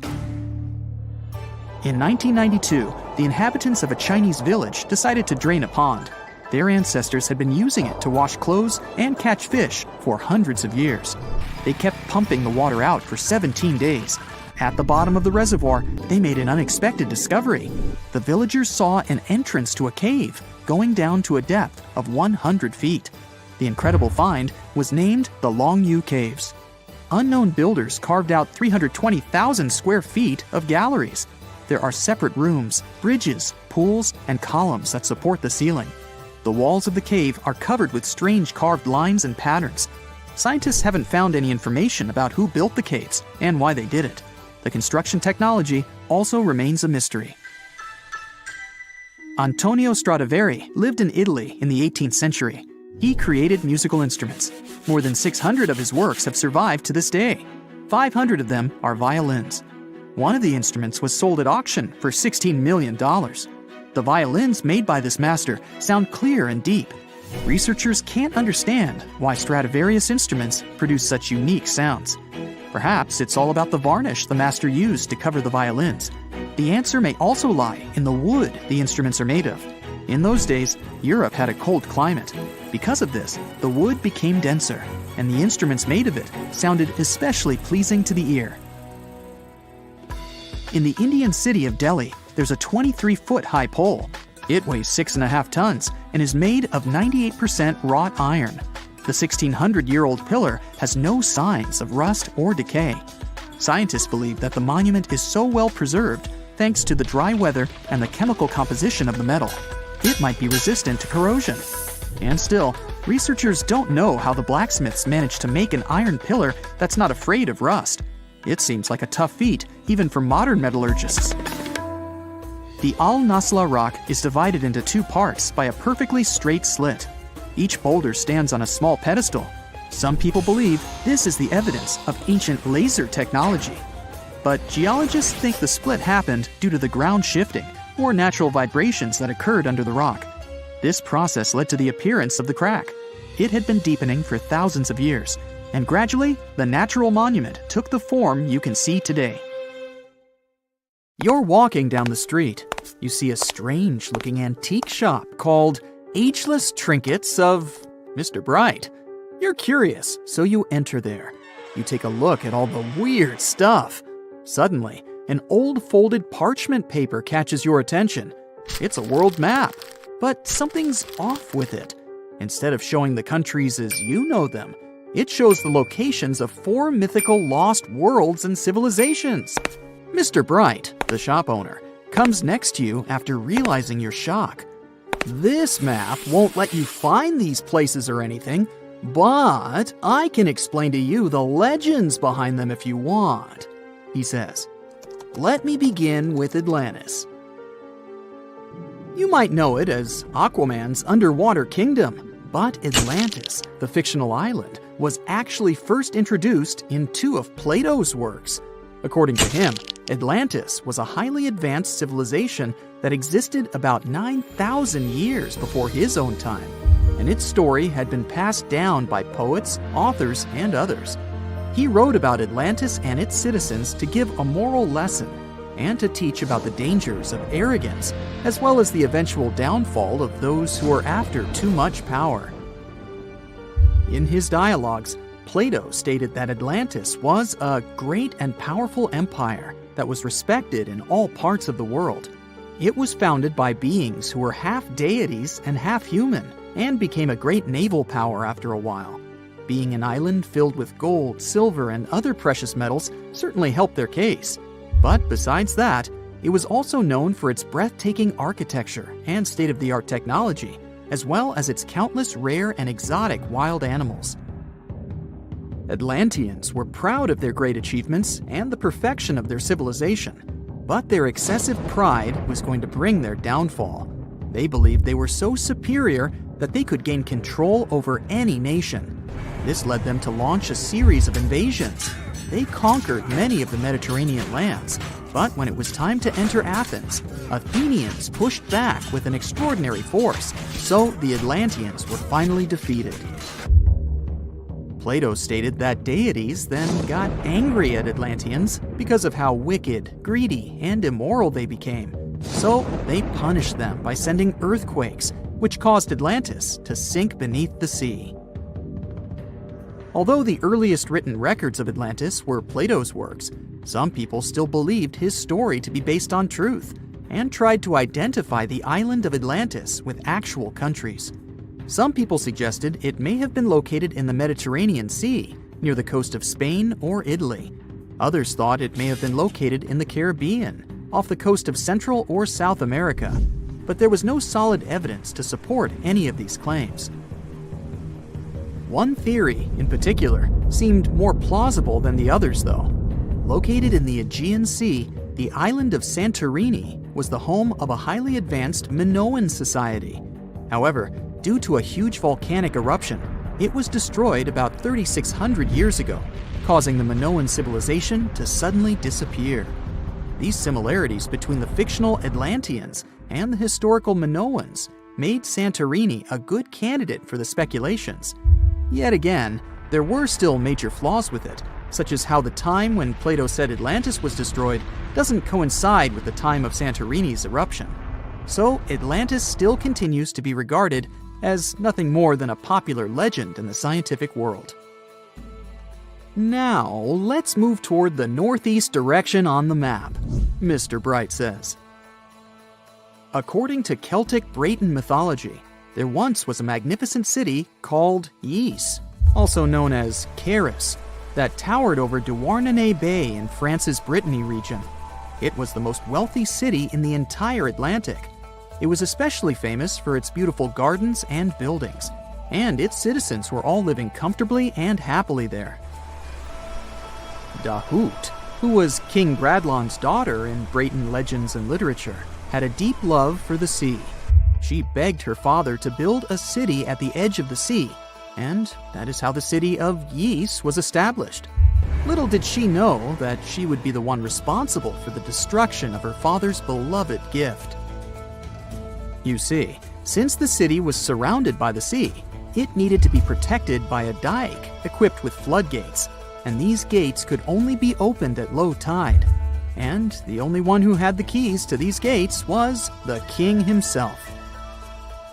One day, a handsome red knight arrived at the city, but couldn't pass the gates. Dahut was so taken by him that she wanted to let him in.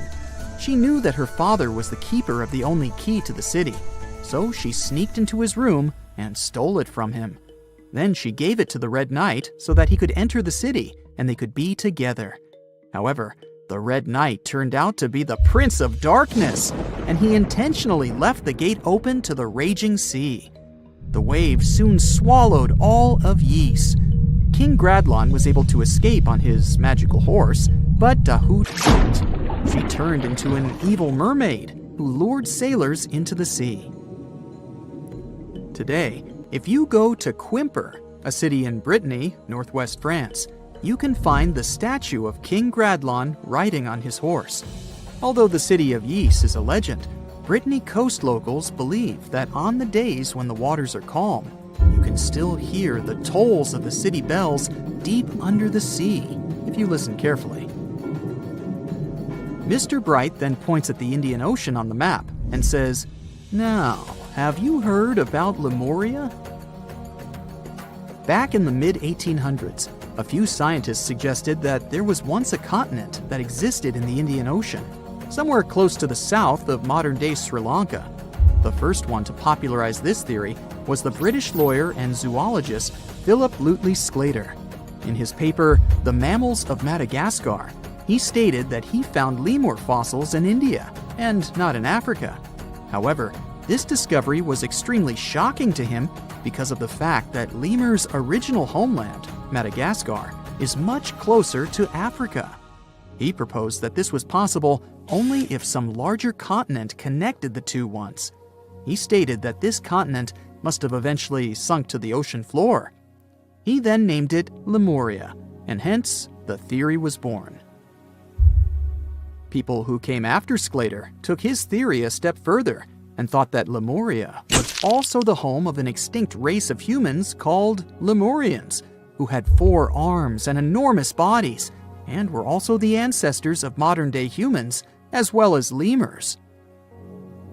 Of course, as new scientific discoveries were made on plate tectonics, evolution, and the study of DNA, the theories regarding the fictional continent called Lemuria were debunked. The last fictional land on the map is Agartha, Mr. Bright says. Taking its roots from Eastern mysticism, one legend says there's a kingdom called Agartha that is located deep beneath the surface of the earth. It's where all 4 corners of the world are connected by paths and tunnels. It is said that there's a secret entrance into Agartha hidden in the Gobi Desert, and it's built by Agarthans themselves using advanced technology that can't be detected by us, the surface folks. According to some beliefs, Agartha exists to counterbalance the energies of those who live above the surface. While we live in a state of rush and heightened emotions, this world beneath us is the total opposite. Some even say that those who escaped Atlantis fled here to continue their lives inside the Earth's core. And yet, others think it's actually a land that's crawling with all kinds of monsters. But there's no need to be scared, since modern science proved Earth's core is not actually hollow and is a solid hot iron ball. So you can cancel your journey plans to the center of the Earth if you've made any. Thanks, Mr. Bright. So, there's a mysterious doorway in the middle of Antarctica. Some people think it's Bigfoot's vacation home, or a shuttlecraft from Star Trek, or maybe a door to Agartha, a mythical kingdom some people believe is located in the center of the Earth. Well, the scientists debunked all these poetic theories and explained that what looks like a mysterious doorway is located in an area of fast sea ice. It's offshore of the coast and is full of little islands with shallow water around them. When ice flows around hard rocks hidden underneath, it can create patterns that look odd but are totally normal. In this spot, the ice is thin, so the rocks underneath have a big effect on how the ice moves. The cold winds in Antarctica also shape the ice and snow and make it look like they're lines and shapes. So, the mysterious doorway is just a rocky ridge poking out because the ice has melted a little.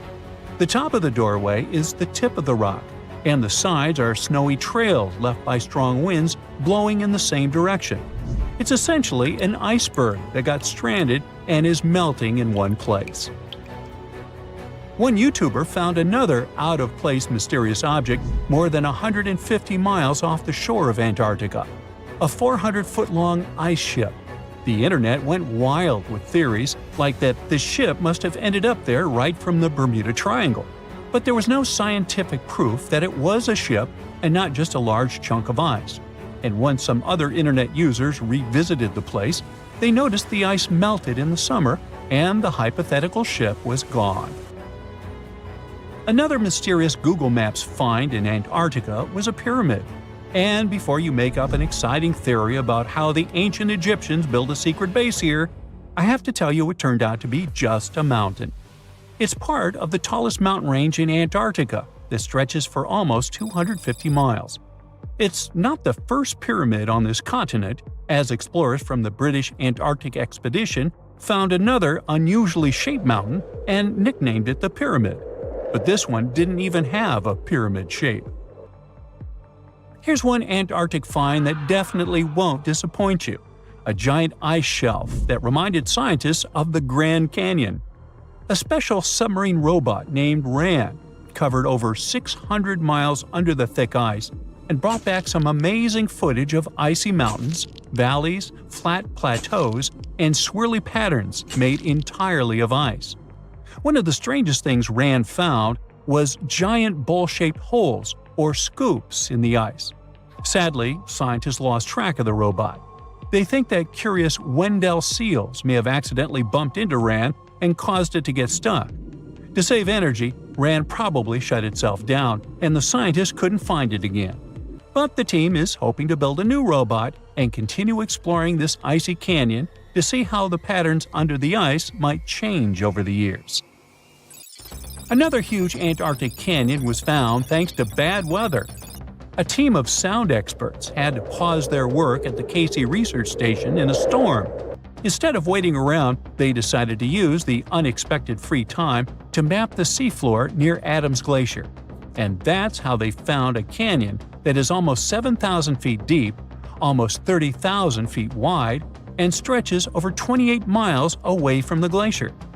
During the mapping, they discovered just part of the canyon before they had to go back to the research station. But when bad weather came in again, the ship went back and mapped more of the canyon. They were working in waves up to 13 feet high and super powerful winds, but they managed to get about 15 hours of data to complete their map. On the way back to Australia, they stopped one last time, and now they've got a full picture of the canyon. Studying it is helping scientists learn more about the history of glaciers and the interaction between the Antarctic ice sheet and the ocean. Now, there's a frozen lake in Antarctica called Lake Enigma. For a long time, people thought the lake was completely frozen solid. But during one expedition, researchers found that under the thick ice, there was a layer of liquid water about 40 feet deep. To learn more, they drilled through the ice and sent down a camera to explore what was hiding in the lake's depths. The lake's water, which they think comes from the nearby amorphous glacier through a secret underground pathway, was filled with strange microbial life. These tiny microbes lived in mats that covered the lake bed.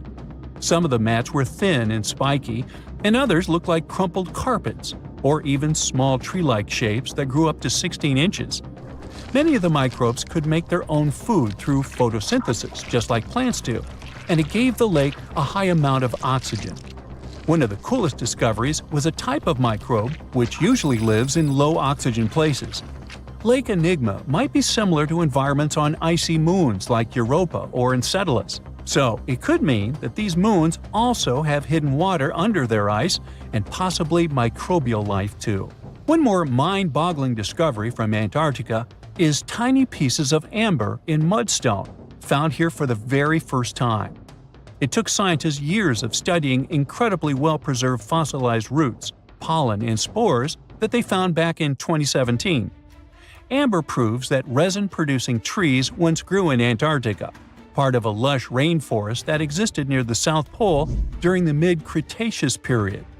Back then, disclaimer, I wasn't around then, the trees would have had to survive through months of darkness during the long Antarctic winters. Scientists believe they adapted by going dormant for a long time. The amber pieces the scientists found are tiny, but they are beautiful shades of yellow and orange with bumpy surfaces that show how the resin flowed out of the trees. This resin likely leaked out to protect the trees from insects. It was preserved because water quickly covered it and kept it safe from sunlight and air. A scientist was browsing through satellite images for brown trails of penguin waste and found 4 new colonies of emperor penguins at the base of the globe. These new colonies likely have been around for years, though 3 of them are rather small, with fewer than 1,000 breeding penguins each. One of the new colonies was found close to a place called the Lazarev Ice Shelf, where there used to be a larger penguin colony. They thought this colony went extinct in 2019, but it seems the penguins have just moved a bit because of changing sea ice conditions. So studying them can help us learn more about how emperor penguins adapt to changes in the environment. Now, there used to be a giant river system in Antarctica 40 million years ago. Researchers found proof of it after studying soft sediments and hard rocks from the frozen seabed. They looked at tiny bits of radioactive elements, like uranium and lead, and learned that the deeper dirt came from the time of dinosaurs. The dirt closer to the surface was younger and had an interesting pattern, like the kind you see in river deltas today, such as in the Mississippi River or Rio Grande. Scientists found tiny signs of life in the sand. The river that once flowed here started in the Trans-Antarctic Mountains and traveled 930 miles before it reached the sea. Researchers kept studying newer layers of dirt from about 20 million years ago. They hope this will help them predict what the Earth's weather patterns might be like in the future. In November 1922, a boy walked through the desert mountains of Egypt and discovered some ancient steps carved into the rock. Subsequently, this find became one of the world's largest and most significant archaeological discoveries. This step was part of Tutankhamun's untouched tomb. Archaeologists found about 5,000 ancient objects, including jewelry, fabrics, painted vases, and funeral masks. You've probably seen one of them. It has become one of the most recognizable attributes of ancient Egypt.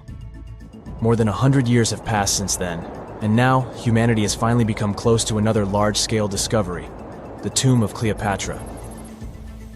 This queen was the last active ruler of the Ptolemaic Kingdom of Egypt, who sat on the throne from 51 to 30 BCE. There are many ancient records about Cleopatra, her reign, and her unusual personality, but until now, no one has discovered the secrets about her passing away in the burial place. So, one archaeologist, Dr. Kathleen Martinez, has been studying ancient records and temples around Alexandria for decades, and concluded that the tomb of the queen should be located under the ancient city of Taposiris Magna, founded in 280 BCE. It was a big city on the northern coast of Egypt where tens of thousands of people were engaged in trade and industry. And it seems that Dr. Martinez's guesses turned out to be correct. She and a group of archaeologists have discovered a secret underground tunnel near Alexandria with a length of about 0.8 miles. It was cut into the rock under Taposiris Magna's temple. During further excavations, they found many things that indicate Cleopatra's tomb lies in the tunnel's depths. It's also possible that she is buried there together with the Roman commander, Mark Antony. According to ancient records, Cleopatra and Mark Antony loved each other and together opposed the Roman Senate, which declared Antony a traitor. The fact that natural disasters have occurred on the territory of Taposiris Magna for thousands of years can complicate the excavations. Earthquakes and floods destroyed the city and possibly flooded its underground tunnels. But archaeologists hope the ancient tomb remains untouched, and that it hides many treasures and records about the royal life of ancient Egypt during the reign of the last dynasty. There's a chance that excavations will go underwater and in the mud. This will require much time and funding, but archaeologists are sure it's worth it. Anyway, it's too early to say that Cleopatra is really buried there, but scientists have found many things in the tunnel that confirm this, including clay pots, dozens of coins with the image of Cleopatra and Alexander the Great, as well as a bust with the image of the Egyptian queen. Cleopatra is still one of the most popular personalities in Egypt, on an equal footing with Ramesses III and Tutankhamun. She inspired many films, paintings, and books, but what made her so popular? She became famous for her inconsistency. She was a beautiful, intelligent ruler who pulled Egypt out of the crisis and made it a prosperous power. Medieval Arabic texts say she knew chemistry, mathematics, and philosophy, and may have written several scientific books. She knew several languages and had excellent diplomatic skills. At the same time, there are many legends that she was a femme fatale who drove many men crazy. However, there's no evidence that her beauty was incomparable. The image of a stunning model was created by Hollywood when it made several films where famous actresses performed the role of Cleopatra. And the Roman Emperor Octavian, the adopted son of Julius Caesar, specially created the image of Cleopatra as an insidious seductress because he was her enemy. Even though she was born in Egypt, Cleopatra wasn't an Egyptian. Her ancestors were Greeks, among whom was one of the generals of Alexander the Great. However, the people of Egypt loved her. She learned the language and was very sensitive to the traditions of this country. She knew the history, mentality, and customs of ancient Egypt well. She raised the level of its economy and strengthened its status as a world power. Much of this was made possible thanks to her cunning and impressiveness. She loved theatrical performances and lavish celebrations. She knew how to surprise people and put on a show. But behind the exterior image of a luxury lover was an intelligent and calculating ruler. Ancient Egypt was a rich, luxurious country, and Cleopatra did everything to increase its wealth and strengthen its position in the international arena. For example, she was once in conflict with her brother Ptolemy XIII. The queen knew that she wouldn't be able to resist him, so she decided to attract Julius Caesar to their side. The Roman emperor arrived in Alexandria, where Cleopatra wanted to meet him, but Ptolemy knew about her plans and was about to prevent her from coming to Caesar. Then, instead of a rich and noisy arrival, Cleopatra decided to make her visit inconspicuous. She wrapped herself in a carpet or linen bag the emperor's servants carried into Caesar's private chambers.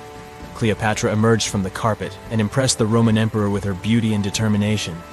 As a result, they fell in love with each other and became close allies. After some time, she impressed another influential Roman for diplomatic purposes. She arrived to meet Mark Antony on a golden barge with purple sails and silver oars. Cleopatra was dressed in the image of Aphrodite and sat under a magnificent canopy. Her servants dressed like cupids and were blowing her fan and burning incense. But Cleopatra created such a show for a reason.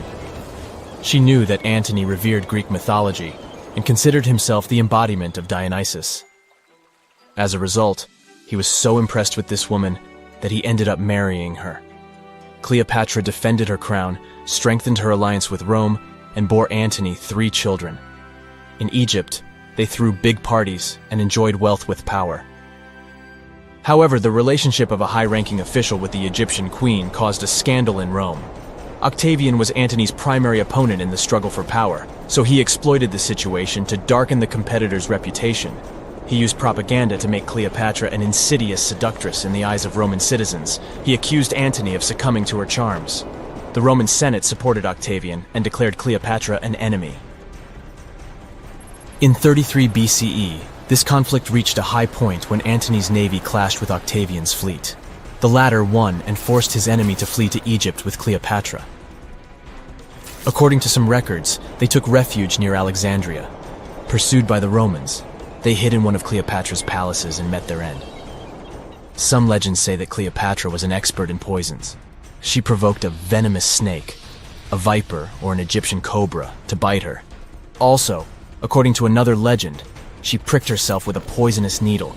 There's a theory that Cleopatra always carried an ampule with poison inside her hairbrush. And when she was cornered, she soaked the needle with this poison and pricked herself. None of this can be said for sure. Scientists are still trying to find out the truth. Perhaps when they reach Cleopatra's tomb, the world will get more answers about her tragic fate. She is considered the last ruler of Egypt. After her passing, Octavian plundered her palaces and temples and returned to Rome, where he became the main emperor. He successfully ruled the country and expanded its borders. His reign ended when he turned 75. World history would have looked different if Cleopatra and Mark Antony hadn't lost that naval battle. By the way, did you know that more time has passed between Cleopatra's reign and Neil Armstrong's flight to the moon than between the reign of the Egyptian queen and the construction of the Great Pyramid of Giza? Armstrong took a step on the Earth satellite in 1969, 38 years after the birth of Cleopatra. And the construction of the pyramid took place in 2560 BCE. Imagine how long the history of ancient Egypt is. Cleopatra is closer to us in time than to the pyramids. Let me take you to a place that seems to be out of this world. Life inside this cave has been isolated from the outside world for about 5.5 million years. And it does show. See for yourself.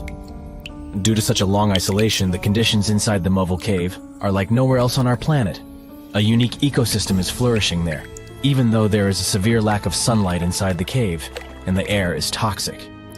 The cave, located a few miles west of the Black Sea in Romania, was first discovered in 1986.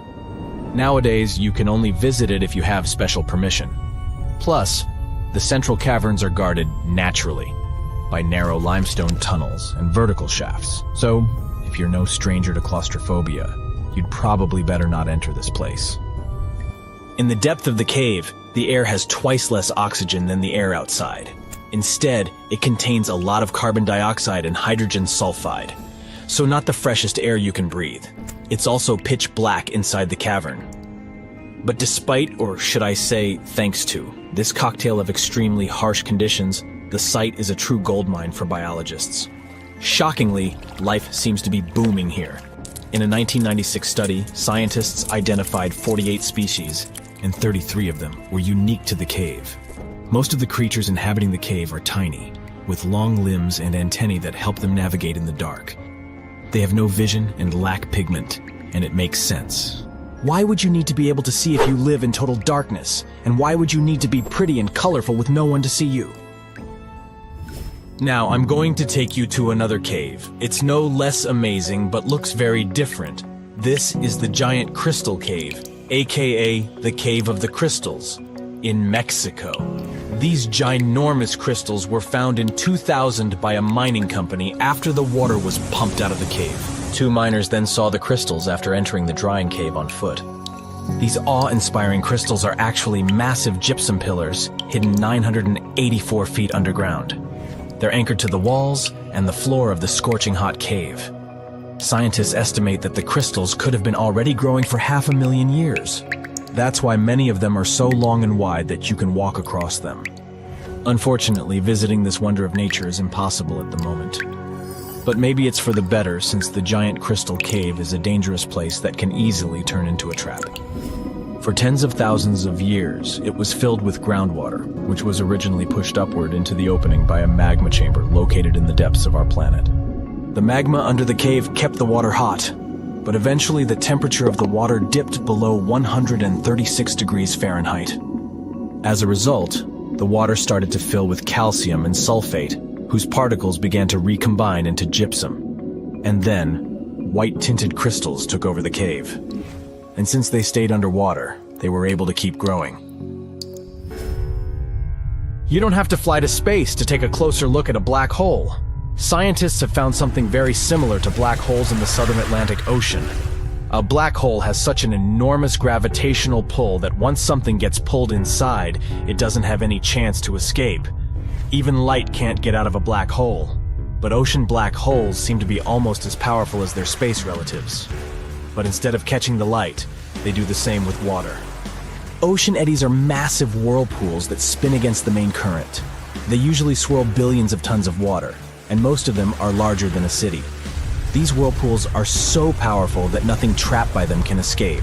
But the scariest thing is that you might not even notice heading into one of them. These things are so huge that you won't spot their boundaries until it's too late. When scientists started exploring ocean vortices with the help of satellites, they discovered the borders of several eddies. After that, they managed to prove that, mathematically, these whirlpools are the same as mysterious black holes in space. Massive eddies are surrounded by super-tight barriers where fluid moves in closed loops. Even water can't get out from the inside of these loops. That's why tight ocean vortices play the role of enormous containers. Water inside them can be totally different from the ocean surrounding an eddy. And I'm not only talking about its temperature. The salt content inside and outside a whirlpool often differs as well. On the thin Curonian spit splitting the Baltic Sea from the Curonian Lagoon, there is one of the most bizarre places on Earth. Locals call this area the Dancing Forest because pine trees in this forest have shockingly unusual shapes. They twist in spirals and circles along the ground. There are some theories why it could be happening, of course. Some people claim that huge amounts of positive and negative energies once clashed in that spot. More down-to-earth individuals believe that the reason is geological. Sandy soil in the area is too unstable to hold trees growing upright. The most popular is the idea that strong winds blowing from the water influence the shape of the trees. In any case, experts haven't come to the final conclusion yet. Look at these underwater crop circles. For the first time, they were spotted in 1995, close to southern Japan's coast. Local divers called these 7 feet wide structures mystery circles. The enigma had been plaguing many minds for almost 16 years until the culprit was finally caught. Imagine the researchers' surprise when it turned out to be a male pufferfish. The fish needs a bit more than a week to build one circle, and the aesthetics are obviously crucial. A male is swimming inside the circle, digging valleys in the sand with its fins. But that's not all. The fish also use shells and corals to decorate particular parts of their circles. This whole build-a-circle thing has a practical purpose as well. The way a male fish swims pushes the sand toward the center of the circle and creates a mound which later serves as a nest. The next mystery on our list is in the Caribbean. Just become. You'll see tons of stalactite-filled caves there, but entering them is extremely dangerous, unless you want to get hopelessly lost. Once you reach a depth of 50 feet, you'll notice that the water is shimmering. That's the invisible line dividing the sinkhole's salty top from the freshwater abyss. You might want to turn back right now. Who knows what you might come across in the murky depths. There was an old Amazonian legend that told about the river that was so hot that it boiled. And it was believed to be just a legend until Peruvian geoscientist Andrés Russo questioned if the river could be real. All experts denied such a possibility. After all, hot rivers do exist, but only in the areas where there are volcanoes. As for the part of the country mentioned in the legend, there are no volcanoes in that region. But Andrés Russo was too dedicated to give up. And in 2011, he finally located the river from the legends. The water in it was indeed steaming hot. Its temperature was 186 degrees Fahrenheit, not boiling, but pretty close to this point. But what shocked the researcher the most was the size of the river. One could think that the almost boiling water was the result of the activity of an underwater hot spring. But thermal pools are always small, while the river is 20 feet deep and flows for almost 4 miles. This is the only river of its kind on our planet. We've all heard of the Sahara. Sure you have. It's the largest hot desert on the planet. A sea of sand covering an area larger than the contiguous United States. But have you ever wondered what lies beneath the sand dunes? To answer this question, we must travel deep into the past of our blue planet. Up until some 6,000 years ago, the Sahara was grassland. Humans were around at this time, not me, spreading agriculture around the planet. In the north of Africa, the color green dominated. Plenty of rainfall meant that there were lakes, rivers, pastures, and even forests. A completely different image of the Sahara from the barren landscape of today. But then the climate started to shift. The region became parched, and the vegetation started disappearing. The wind did the rest. It took away the fine sediment after there were no plant roots to hold the ground together. Give it a couple thousands of years, and you get a familiar image of the Sahara. Sand and rocks stretching as far as the eye can see. But when it comes to volume, only a quarter of the Sahara is actually sand. The yellow sands of the Sahara are just one part of the story. The desert has many other features, such as gravel plains, salt flats, and plateaus. Makes you think if we understand the word desert correctly. For people who study such terrains, geologists, there is only one condition for defining a desert: precipitation. If an area gets little or no rain, then it's considered a desert. The Sahara certainly fits the bill.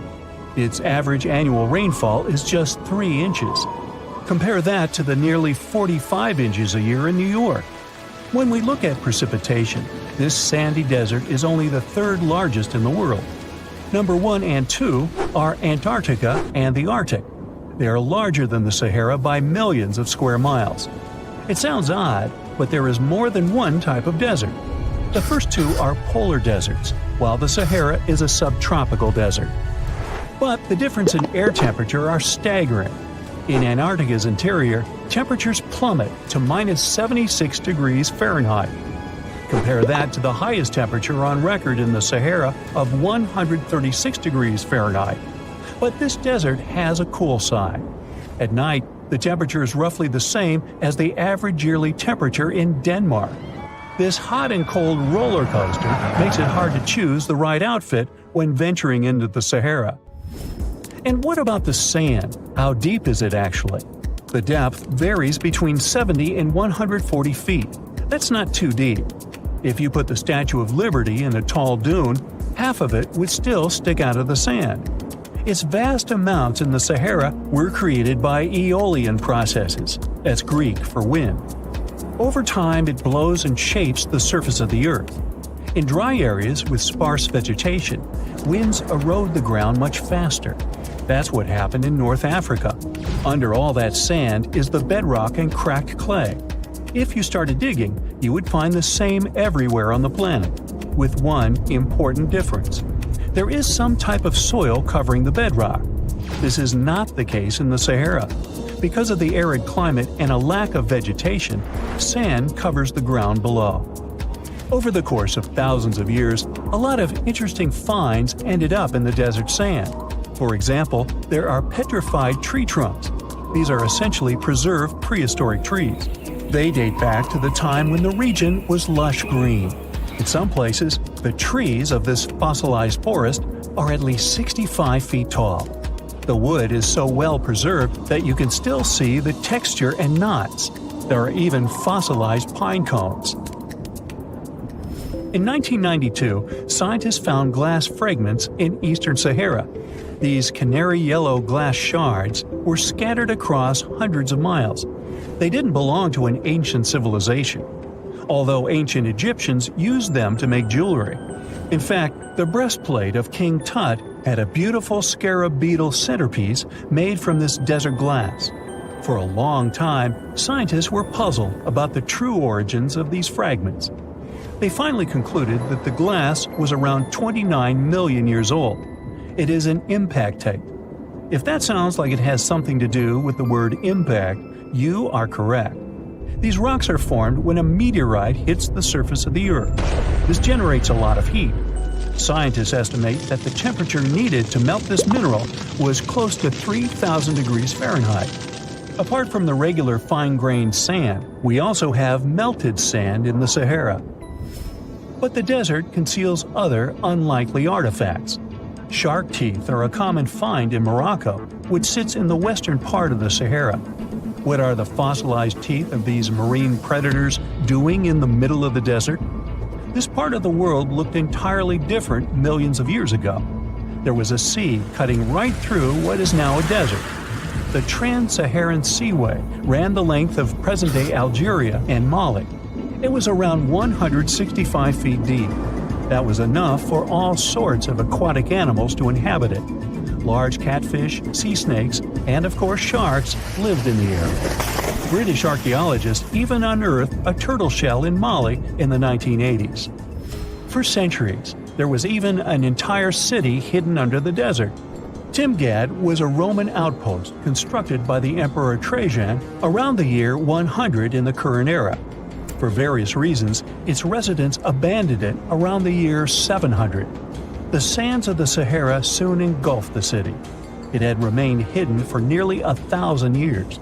Then, in the 1700s, a Scottish explorer started digging out the city. His team first uncovered a sandstone triumphal arch 40 feet high, similar to the ones we can see in Rome and Paris today.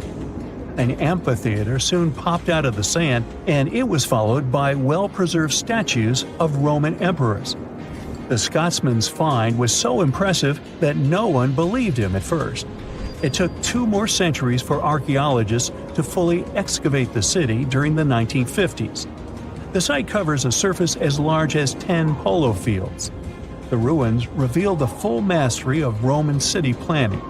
All the streets meet at a right angle in what is known as an orthogonal grid. You can find the same layout in modern cities such as New York. Historians estimate that during its heyday, 10,000 people called Timgad home. Different nationalities lived here, from Romans to people of African descent. Today, more than 2.5 million people live in and around the Sahara. They are spread across 11 countries in total, and their living space is growing. The desert is 10% larger than it was just a century ago. This process doesn't involve sand pouring out of the Sahara. The ecosystems on the edges of the desert simply change over time. The wind blows the soil away and vegetation dwindles. The perfect conditions for the formation of a desert landscape. These changes are happening in the Sahel, a region south of the Sahara Desert. That's why the African countries have recently come together for a project called the Great Green Wall. The primary goal is to stop the desertification of the Sahel and hold back the sands of the Sahara. Their plan is ambitious and involves planting a wall of trees from the west to the east of the African continent. The proposed forest is not only going to be long, but wide as well. The Sahara and the Sahel share a historic bond. Since antiquity, camel caravans have been making the journey from Africa's Mediterranean coast in the north to the savannas in the south. The golden age of this trade kicked off in the 9th century. The perilous journey took several months to complete. The route was 2.5 times longer than the length of the Grand Canyon. Explorers still find evidence of these ancient caravans hidden away under the sands of the Sahara. Researchers have found almost 1,000 previously hidden Maya settlements in the tropical lowlands of what is now northern Guatemala. They did it with LiDAR, light detection and ranging lasers, which they used to scan areas from the air. The region we're talking about is pretty vast. All those structures and buildings they saw over there stretch across about 650 square miles. And these spots were supposedly occupied thousands of years ago. It seems all these structures were pretty densely packed, so people lived close to each other. They had at least 417 ancient villages, towns, and cities where they could identify boundaries. These structures and buildings were actually a part of a state that looked like a kingdom. Some of these settlements were built as sports courts, civic, ceremonial, and religious centers, and residential homes. There were also massive palaces, platforms, dams, pyramids, and causeways across that area. People who lived there also had reservoirs where they collected water. So, they needed the power to organize thousands of specialists and workers.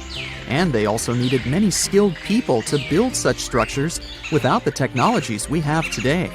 They needed lime producers, architects, mortar and quarry specialists, lithic technicians, those who took care of legal enforcement, and other important roles to establish the true community.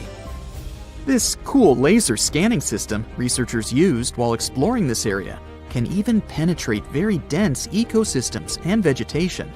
The light bounces off different surfaces and then creates a digitally reconstructed map. This map is based on how much time it takes for the pulses to get back to a receiver. So, with this laser system, they discovered there were also lowlands for agriculture. So why exactly did the Maya settle in this region? It was a specific area. Plus, it was hard to build such an amazing kingdom in a tropical rainforest climate. Back in the old times, ancient peoples had mostly inhabited areas in drier climates. Over there, they would build water resources, which were some sort of the basis of society and a source of life. An example of this is Teotihuacan of Highland Mexico, although they did have a couple of navigable rivers they could use for transport and trade. But these rainforest areas had their advantages too. The Maya used natural resources like limestone, which was their primary building material, salt, and the volcanic rock obsidian, which they used for different tools. Also, they managed to find enough dry land to live and build homes there. The lowlands were seasonal swamps called bajos, and they were perfect for agriculture because of the fertile soil. Generally, the Maya built settlements that could endure rainy periods too. They were ready for different circumstances, including flood and drought, which is something you could see in how they built houses. Their architecture was also one piece of evidence that showed their community was like a centralized kingdom-like state, which shows they stuck together through tough times. The Mayan Empire was very powerful, and it reached its peak about the 6th century CE. They were excellent at pottery, agriculture, writing, mathematics, and calendars. They were the ones who created complex calendar systems, such as the calendar round, which is based on 365 days. Although some believed the Mayan calendar predicted December 21st, 2012 would be the end of the world, it was just a coincidence with the end of a certain full cycle. They would call it the long count calendar, and it lasts 5,125 years. The Mayan people left behind an impressive amount of astonishing architecture and symbolic artwork. Most of their stone cities ended up abandoned by 900 CE. No one still knows why the Mayan civilization in that area collapsed, although there are some theories. Some think that by the 9th century, these people had exhausted the resources around them to the point that they could no longer feed and sustain such a big population. Others believe some city-states didn't get along that well, so they broke down the traditional system of power they used to have. Some say it was all because of a very long period of drought. It could be a combination of all these factors, though. But one Mayan city, located on an island, even survived until the 17th century. It was long after the rest of the Mayan civilizations had been destroyed or abandoned. If you're a traveler, you might know the town by its modern name, Flores. Scientists believe about 2,000 people lived there. The earliest Maya people were farmers. They cultivated crops like beans, squash, corn, and cassava. As they had many interesting ingredients, they created hundreds of cool recipes. Many of those are still present even today. For example, in modern Mexican cooking. And especially popular are papayas, cacao, avocados, squash, pineapples, chili peppers, beans, and so on.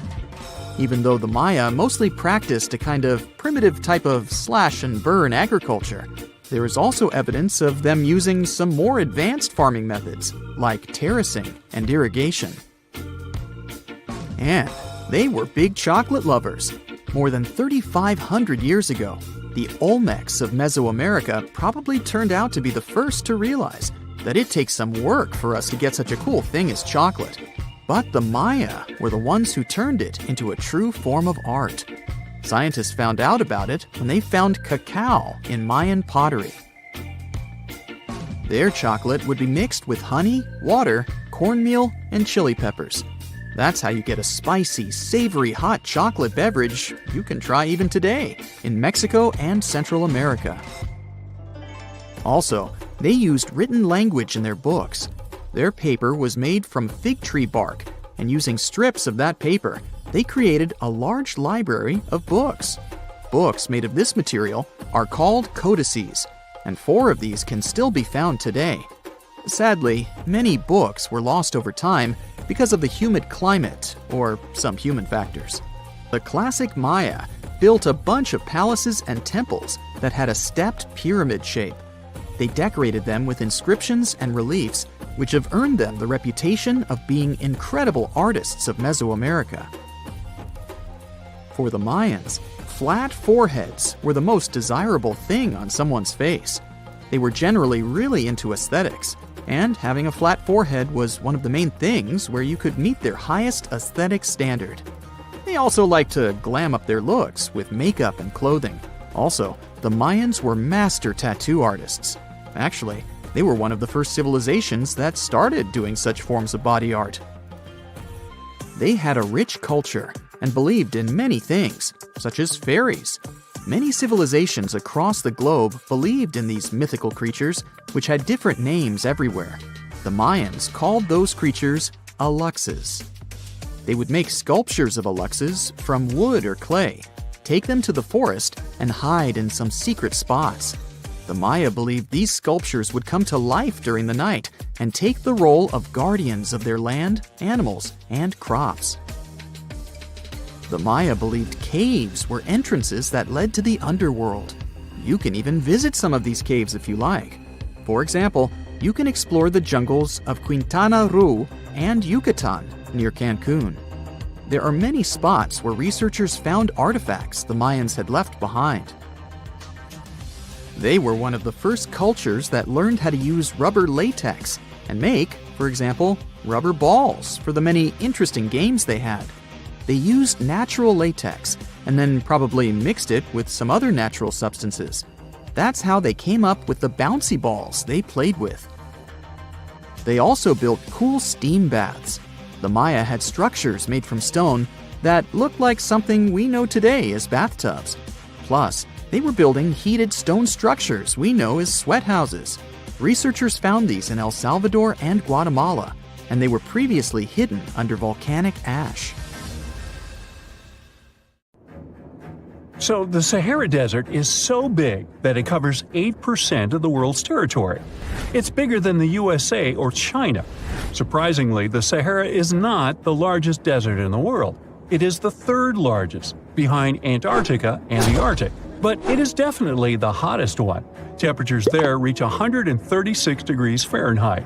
This place has some of the most incredible sand dunes you've ever seen, towering up to 1,476 feet. But here's the kicker.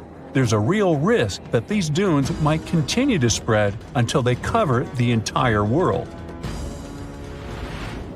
Surprisingly, the influence of the Sahara Desert extends far beyond its borders. Its dust, carried by powerful winds, makes its way to the UK and across the European continent, particularly in winter. This dust, settling on the ground where it rains, is a familiar sight to those in the UK, often leaving a red residue on cars. This connection between the Sahara, England, and Europe serves as a stark reminder of the global reach of environmental phenomena. You might think this is not a big deal, but it could turn Europe into a desert, leaving its soil infertile and Europeans with no food. Soil is a fundamental aspect of human existence, just as crucial as clean water and air. Without it, we're left with nothing but a bleak and barren landscape. The Sahara Desert has already made its jump across the Mediterranean Sea, which is concerning and could change the landscape forever. 1/5 of Spain has already turned into a desert. The next victim is Italy, which also faces the problem of desertification. In fact, almost all European countries have the same issue. According to an expert, the land that has not changed for nearly 2,000 years will become mostly rock, and people living on this land will be gone. 60% of the soil in Moldova is gone, and the problem has expanded beyond the Black Sea. It has reached China and Mongolia, thousands of miles away from the Sahara Desert. All of this causes losses of $4 billion a year. The threat is so significant that even the UN has gathered the necessary resources to solve the problem as soon as possible. Italy is sending help to Africa to stop the Sahara Desert from expanding. If this process does not stop in the next 10 years, millions will be forced to leave their homes. The Sahara Desert is growing for approximately 30 miles per decade. You do the math and see how long it will take to cover Europe. Since 1920, the Sahara has expanded by around 10%. But not all hope is lost because more than 172 countries have joined to put a stop to the desertification of the world. The World Food Program is a project that aims to help bring back green land that was once present in the Sahara. When they told people who called the Sahara home what they were about to do, the latter basically laughed in their faces and said it was impossible. But when you have a specific goal in mind, the impossible becomes possible. If we traveled back around 5,000 years into the past, we would see a beautiful forest with lush green trees and grass. Africa's climate has been changing for 21,000 years, from fantastic greenery to uninhabitable deserts. This has to do with Earth's rotation and the monsoons that bring water to this dry continent. But with the help of scientists and some clever tricks, we can bring the greenery back and stop the Sahara in its tracks. The Senegal River serves as a border between the Sahara Desert, Senegal City, and Mauritania. When you look at this area from space, you'll see how the desert is expanding to Senegal because the vegetation along the riverbank is almost non-existent. Forests can serve as a barrier, stopping the sand from getting blown away and the desert from expanding. An effort to create a great green wall is being made, and how they do it is actually quite impressive. Nothing has been growing in the currently restored area for more than 40 years, making locals find other places to call home. People were thrilled when they saw that the land could be restored. They're very committed and learn to work with the soil and grow food. At the same moment, more than 30,000 hectares have been restored and transformed into lush greenery. The Sahel region is the starting point of desertification, and it is crucial to establish a green wall in that area first. To make this wall is not rocket science, since it only takes a few simple steps. The ground there is baked by the sun and as hard as a block of concrete. If you've ever poured water on concrete, you know that it just flows away. It doesn't stay in one place. So they had to create water-retaining half-moons that would hold the water and make it available to plants. When you learn about how these half-moons work, you might say, how did they not think of that sooner? Actually, this technique is ancient, and it was once implemented in Sahel, but it was lost over time. When the rain falls, the water is collected into the half-moons that are positioned a bit lower than the ground below contour lines. There is also a kind of bank at the end of the shape that prevents water from overflowing. And in the middle, there are plants that are happy because they have plenty of water to thrive. Also, it's essential to grow native plants that are kind of used to harsh conditions, like sorghum and millet. These plants have been surviving there for thousands of years and produce a good amount of biomass, which means the land can be rehabilitated faster and people will have food sooner. The water that will enter the half-moons won't be lost. It will penetrate the ground and top off underground waters. This will ensure the ground that H2O will never run out and that future generations will have usable aqua. This brilliant planting technique is not limited to half-moons. People also create lines and plant various vegetables, such as tomatoes. Next, there are places only for trees, like lemons or oranges. After a long hot day, nothing is better than a freshly made cold lemonade. The trees will also protect the soil, and with some luck, there will be a new forest in the Sahara Desert. The goal is to copy the forest dynamic. start with small plants and gradually expand to bigger plants that are more useful than the tiny ones. They are aiming to plant more than 10,000 trees. Right now, many people are leaving the Sahara after the rainy season, going to cities or leaving Africa altogether. At this time of year, villages are like ghost towns. Only animals can be found there. Most people are gone. I mean, who would blame them? Nobody wants to live in the sand where nothing grows. Luckily, with all this new, old technology being developed, many people are slowly but surely returning to their land and starting to work in agriculture. The best thing is that there are no brutal winters, so plants grow 12 months a year, and people can always have food. People are becoming more social because now everybody stays in their villages and doesn't travel much. If this project works out, Africa will be saved, and the world won't turn into a giant desert. Endless hot deserts seem lifeless at first glance. But among these sands, you can meet dangerous and sometimes creepy creatures. Some of them can only cause health problems, but some can stay in your memory forever. Let's get to know them, starting with dangerous ones and finishing with real nightmares. So, you're walking through a desert and see a big teddy bear with open hands. You understand that it's probably a mirage, but still, you come closer. You were right. It's not a plush toy, but a giant cactus. There's something strange about it. Thanks to some strange fluff, the branches resemble the arms of a teddy bear. However, this is not fluff, but thousands of thin needles, and they are the reason you shouldn't come closer. The cactus is called the jumping cholla, or teddy bear cholla. It grows in the desert areas of Arizona and in the northern part of Mexico. Don't worry, this cactus won't attack you, but it will cling to your skin or clothes if you touch it. Such a fur coat protects the cactus from animals, creates shade, and saves it from heat. The lateral branches are the most important parts of the plant as they carry out photosynthesis and accumulate a large amount of moisture inside. So, despite all the danger, the cactus can be helpful for desert wanderers. And the danger here is needles. If you look closer at them, you will see they have the shape of hooks. One touch, and hundreds of thorns are already in your finger. It's pretty difficult to get rid of them, and the needles cause unpleasant, painful sensations. But the coolest thing about this cactus is the way it reproduces. The plant clones itself in a new place. When animals and people pass the jumping cholla and touch it, the cactus gives them a small piece of itself, along with the needles.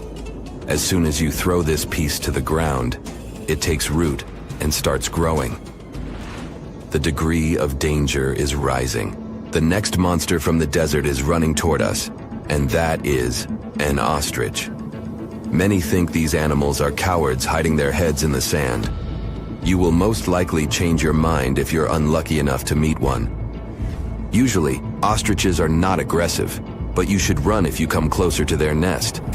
On the other hand, you won't be able to do that because ostriches move at a speed of 43 miles per hour. You need a car to get away from them. They run and hit their enemy with their chests. There have been cases when ostriches attacked vans and caused significant damage to them. But the main danger these birds present is their powerful legs with sharp claws. They can deliver strong blows with them and even beat a prone opponent. So yes, if you see an ostrich in the distance, go the other way. This small spotted lizard lives underground almost all the time in the arid deserts of the southwestern US and northwestern Mexico. Sometimes, it goes outside to find lunch. It only seems cute, but in fact, it's a dangerous Gila monster. Its thick skin protects the reptile from hawks, coyotes, and other predators. But its main protection is its venom. Snakes and spiders inject their toxins using long, needle-like fangs. The Gila monster clamps down and chews the prey to spread the venom. And when it bites a person, it can keep its jaws closed for a long time. Getting rid of the animal is a tricky feat. People who have experienced the effects of the venom say it feels as if hot magma passes through the veins. Despite this, the lizard turned out to be useful for science. Doctors used its venom to create medicines for diabetes and obesity. The time has come. Now you're about to meet one of the creepiest creatures living in the desert. Be quiet and listen to the silence. Stand still. There's no one around. Suddenly, you hear some hissing coming from below. You lower your head and see it. A big yellow spider the size of a human palm with strong jaws and long legs hides in the shadow of your body. In horror, you run away from this monster, but it goes after you. It isn't easy to do it in this situation, but try to calm down. The creature isn't interested in you. It wants only your shadow to hide from the scorching sun. Anyway, it's better not to touch it. The powerful jaws of the camel spider can cause unpleasant sensations, to put it mildly. And, by the way, this creature isn't really a spider. Yeah, it belongs to the class of arachnids, but it's a separate species, Salpigid. It likes to bite. It's fearless and pretty aggressive. The spider preys on insects, lizards, rodents, and small birds. It can also move at a speed of 10 miles per hour. For their small size, this is very fast. You need to be a professional athlete to run away from it.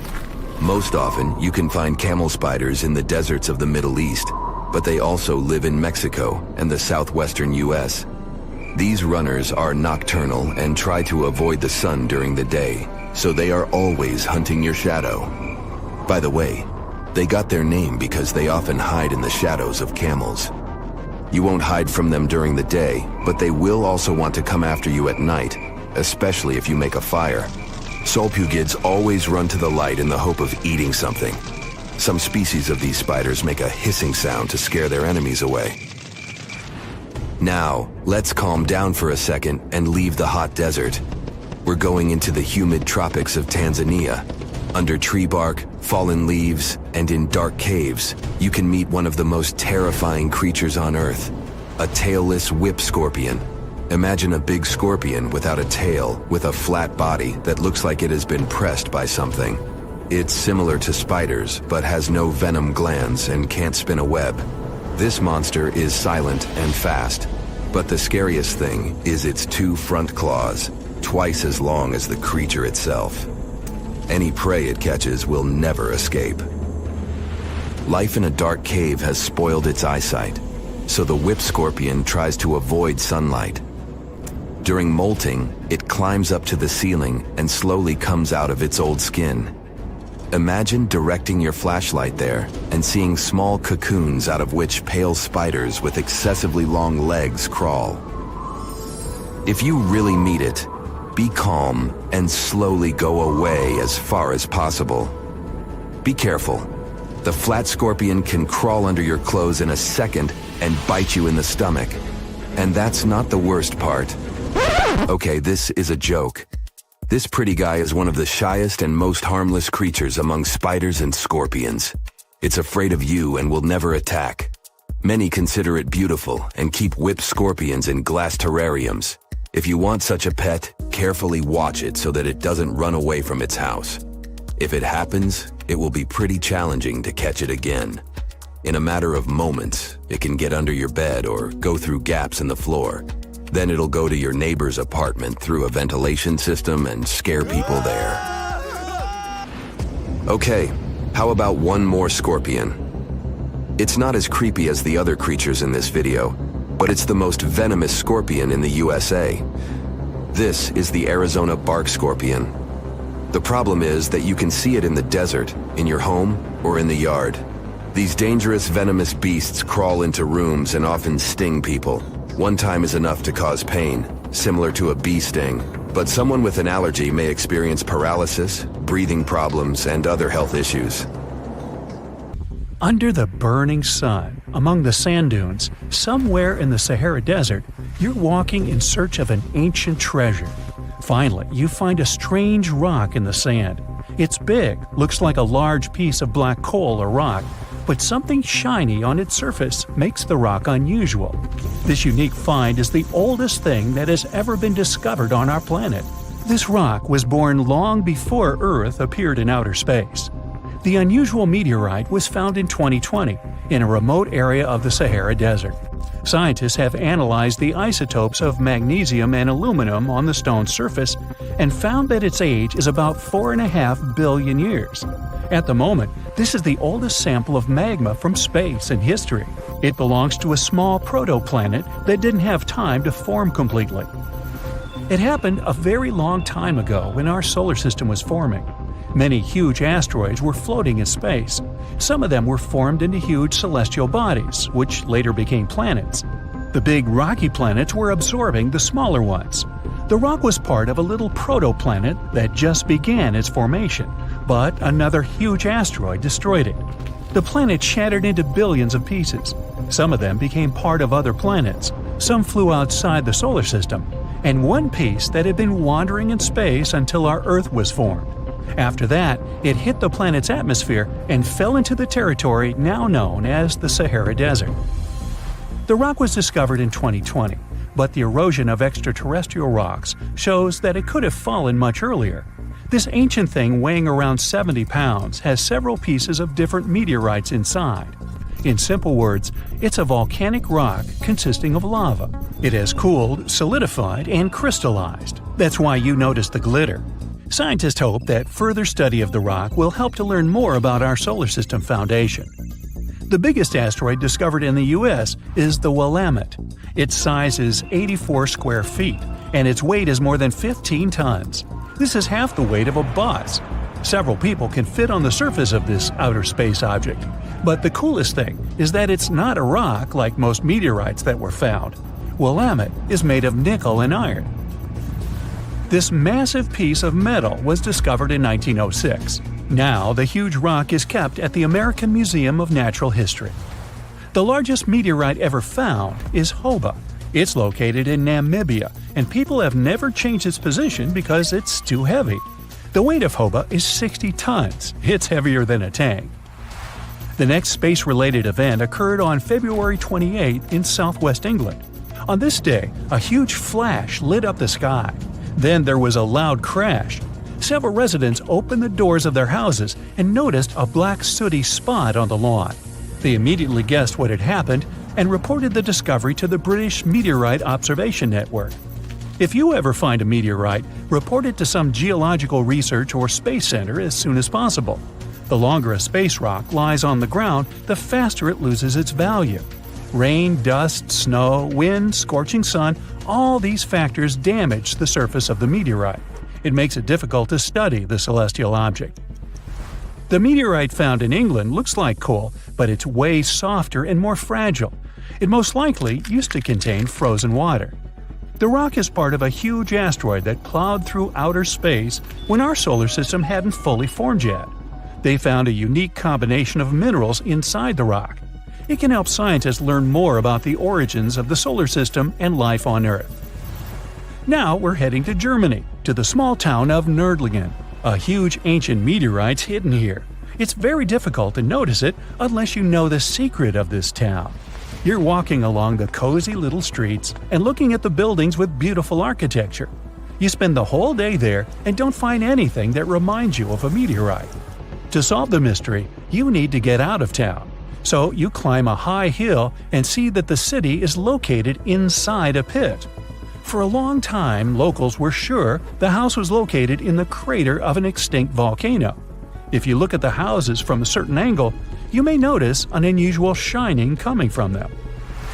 In the middle of the 20th century, a group of geologists came here and immediately declared that the crater doesn't look like a volcanic one. The town was built on a huge crater left by a meteorite.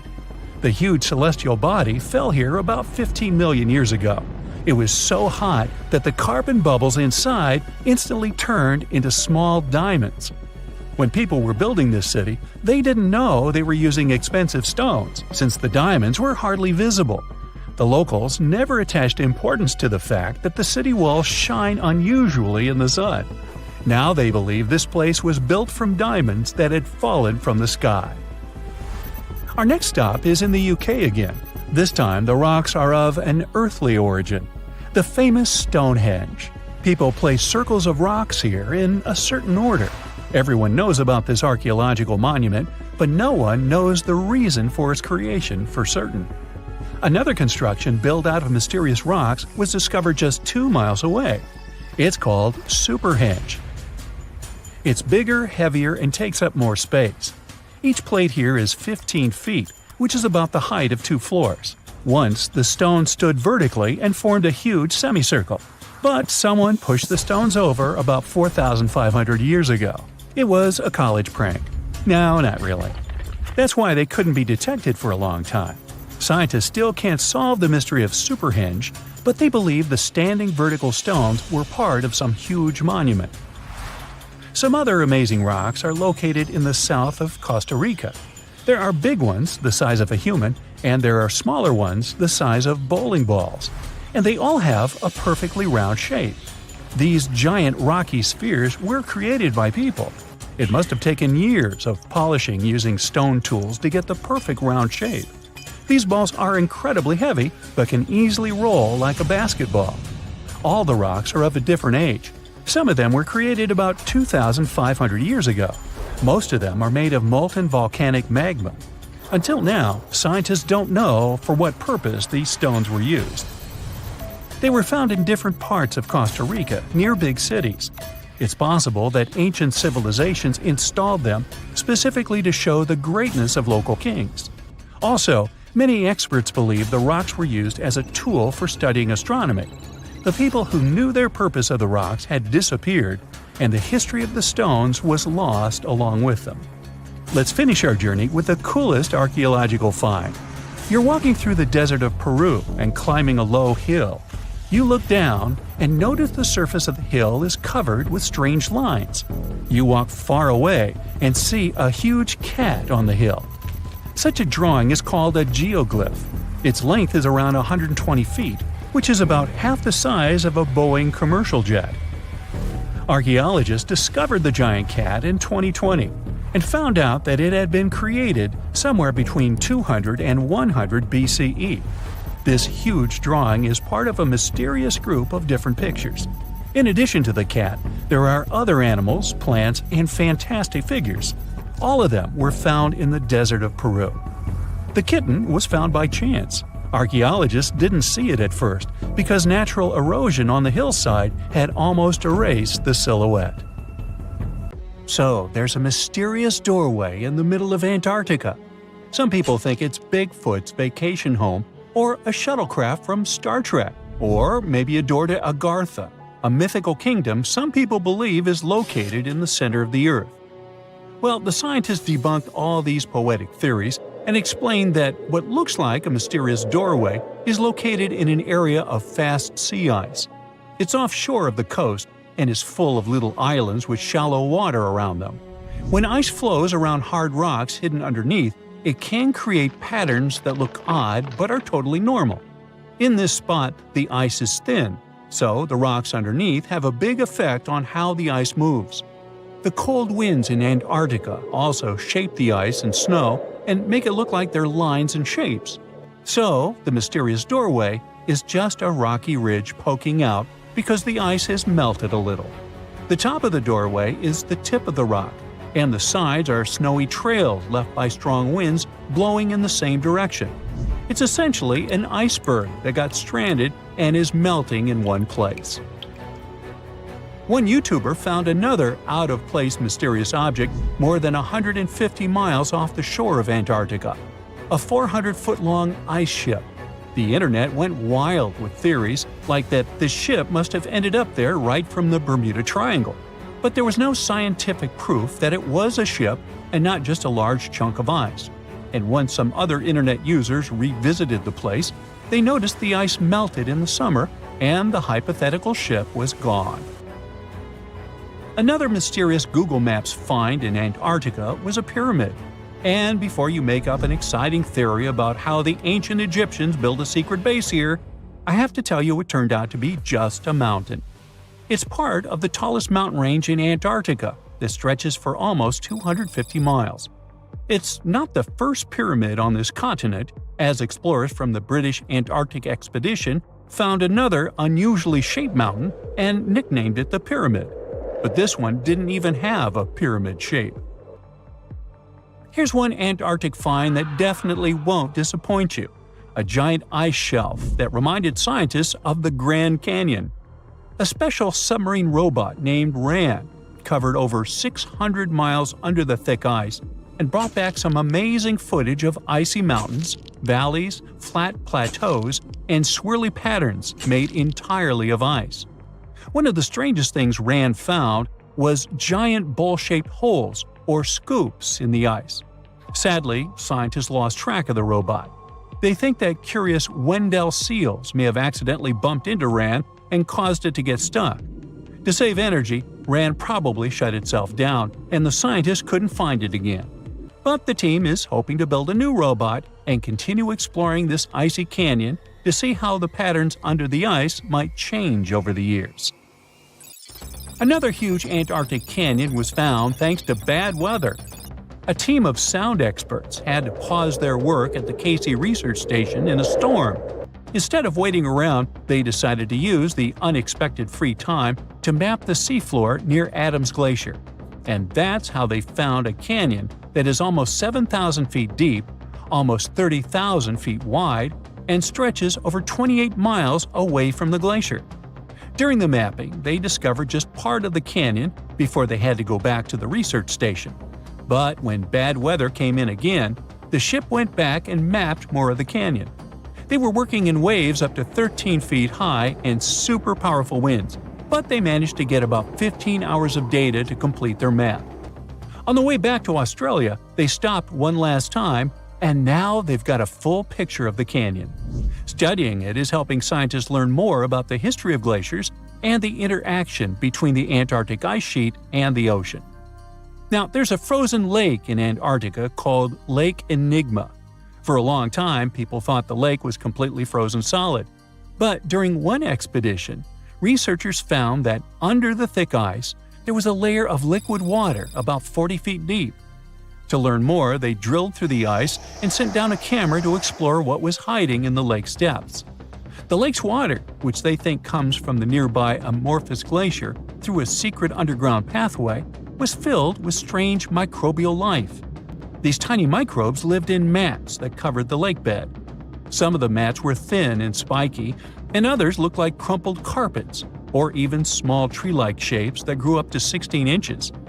Many of the microbes could make their own food through photosynthesis, just like plants do, and it gave the lake a high amount of oxygen. One of the coolest discoveries was a type of microbe which usually lives in low-oxygen places.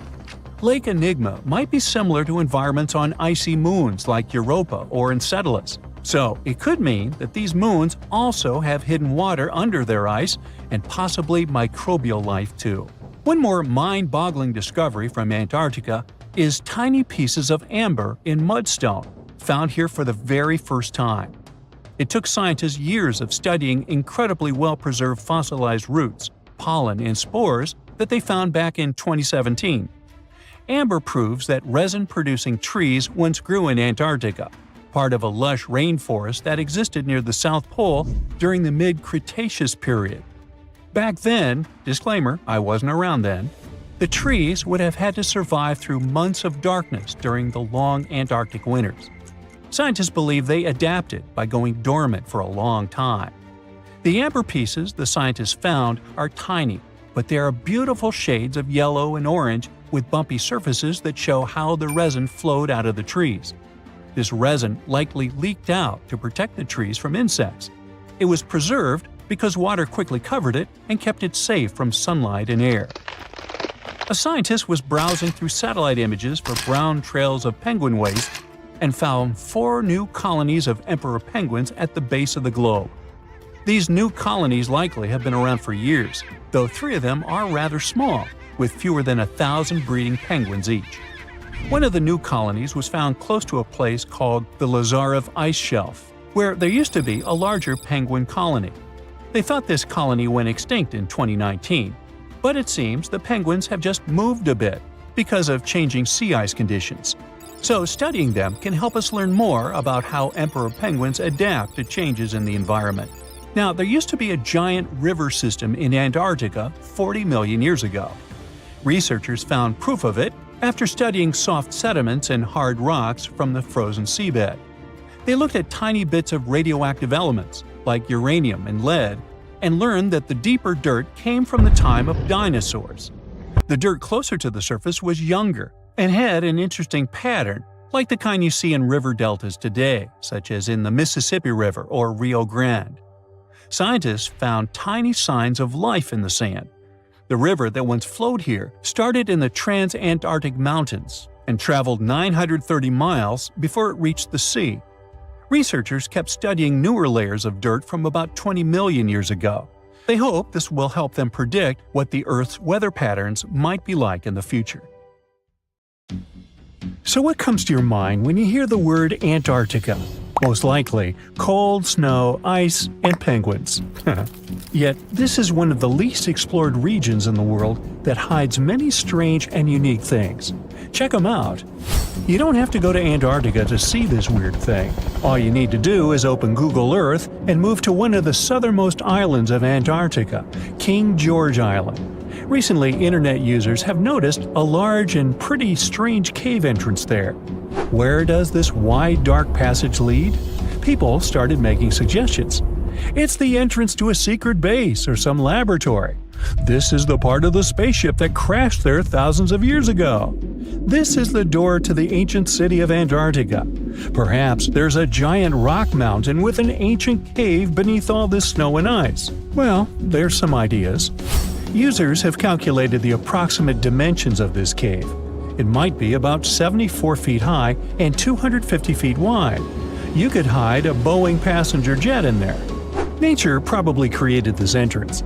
This is a logical explanation, but there are two strange factors. First, take a look at the foot of the mountain. It seems that there are steps there. They're dark in color, as if they're made of stone. And if you look closely, you can notice something similar to human footprints.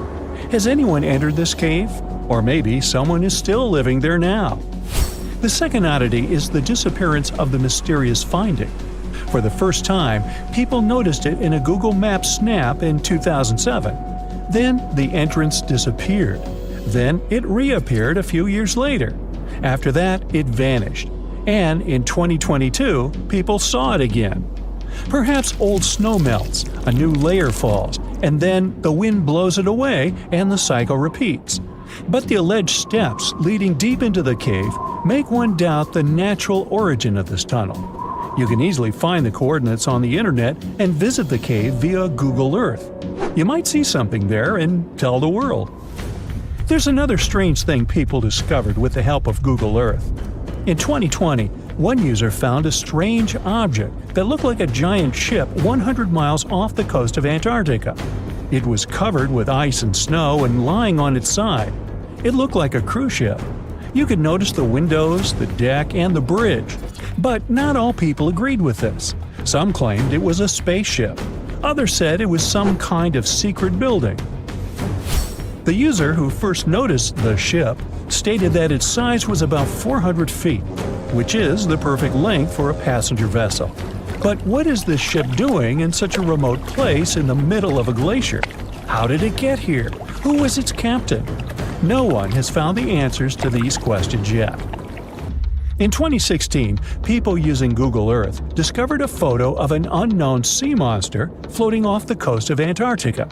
This creature resembled a giant squid with a length of about 200 feet. This is slightly shorter than 3 train cars. Just imagine this kraken swimming in Antarctica's dark, icy waters and dragging to the bottom everything it meets on its way.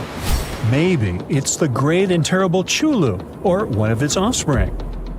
You will quickly notice this blood-red waterfall among Antarctica's endless, dazzling white landscapes. Don't worry, it's not blood. For many centuries, the waterfall has been painting snow in a bright red color. The stream flows straight out of a white iceberg. Let's look inside and find out what's happening there. Millions of years ago, there was a small crystal-clear pond, but then a glacier formed around it. A thick layer of ice and snow blocks sunlight, heat, and oxygen access. For millennia, the reservoir remained in this cold vacuum. But at one point, the water made a hole in the icy wall and broke out. When this salty water comes into contact with oxygen, it immediately turns scarlet or rusty. Antarctica is the only place where you can find such a unique natural phenomenon. One of the driest places on Earth is located in Antarctica. It's one of the most lifeless deserts in the world, the McMurdo Dry Valleys. In this desert, you won't see the scorching sun, hot sand, and cacti. A desert means a place with a lack of precipitation and life. The McMurdo Dry Valleys meet these parameters. But this place is also unique for Antarctica, since you won't find glaciers there. Despite the frost, ice can't form in the desert because it hasn't rained for millions of years there. It also never snows. A strong wind coming from the mountains reaches speeds up to 200 miles per hour. It would be difficult for you to stay on your feet there. The wind is filled with moisture. It heats up and evaporates all the liquid and snow in the desert because of its high speed. Only dry air reaches the ground. But you can find several lakes there. They don't freeze, only thanks to the high concentration of salt. The water is so salty that large life forms can't develop there. But scientists have found microscopic organisms near the lakes. 20 million years ago, Antarctica was filled with swamps and trees and swarming with insects and animals. But now, it resembles the surface of Mars, literally. Scientists and astronauts are exploring such regions as the McMurdo Dry Valleys, since the natural conditions there are similar to those on the Red Planet. So, before you go to Mars, you can practice living in similar places on Earth. Also, scientists discovered an underwater world in the Antarctic filled with hundreds of amphipods, crustacean animals similar to shrimp. Wait a minute, it happened in the Antarctic? But the McMurdo Dry Valleys are located in Antarctica. Well, the words are very similar, but what is the difference? Oh, and don't forget the Arctic. The Antarctic is the region in the southernmost part of Earth that houses the continent of Antarctica, and the Arctic is another land altogether. They have the same natural conditions, frost, ice, and snow, but they're located in different parts of the planet. The Arctic is at the North Pole, Antarctica is at the South Pole. Now, back to the discovery. Scientists put forward theories that the ice of the Antarctic hides a vast network of freshwater rivers and lakes. And in 2022, they found a new ecosystem. Researchers explored the Antarctic Ross Ice Shelf and its underwater rivers. This is a massive piece of ice floating in the ocean. A team from New Zealand used a special drilling rig equipped with a hot water supply to drill a hole 1,640 feet deep. That's more than the height of the Empire State Building. Then, they lowered some video cameras and saw thousands of crustaceans swimming in different directions. So it seems they're very unorganized. In the waters of the Antarctic, you can also meet some of the scariest creatures on the planet. These are sea spiders. They got this name because they resemble land spiders, but they're actually a species of marine arthropods. And unlike land spiders, those in the ocean are much larger. They look like 8 strong legs without a body. One such spider can be a dinner plate in width.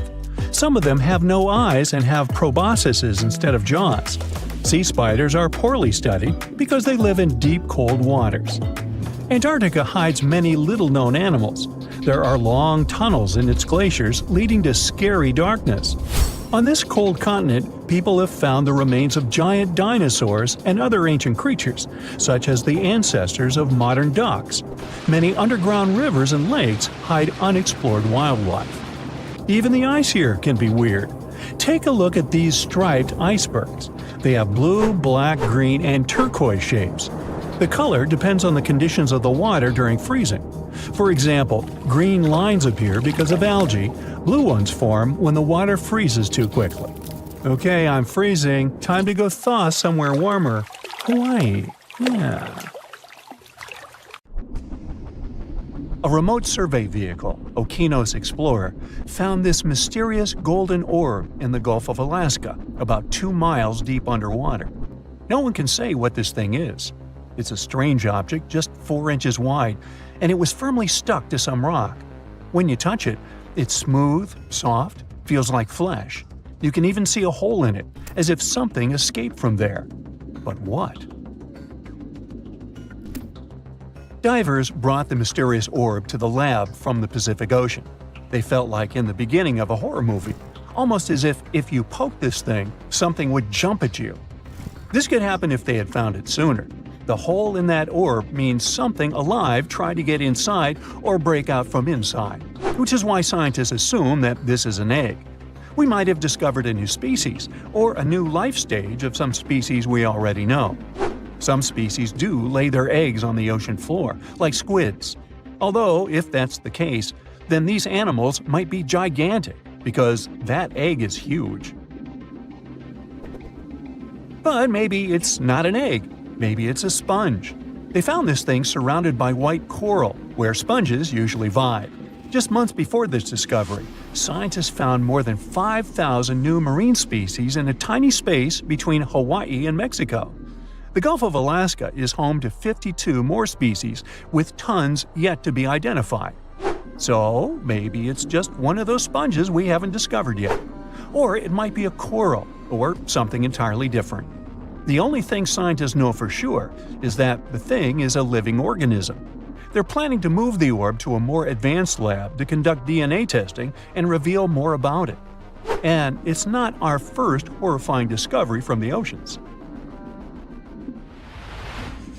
In 2013, 2 rare locomotives were discovered under 90 feet of water off the coast of New Jersey.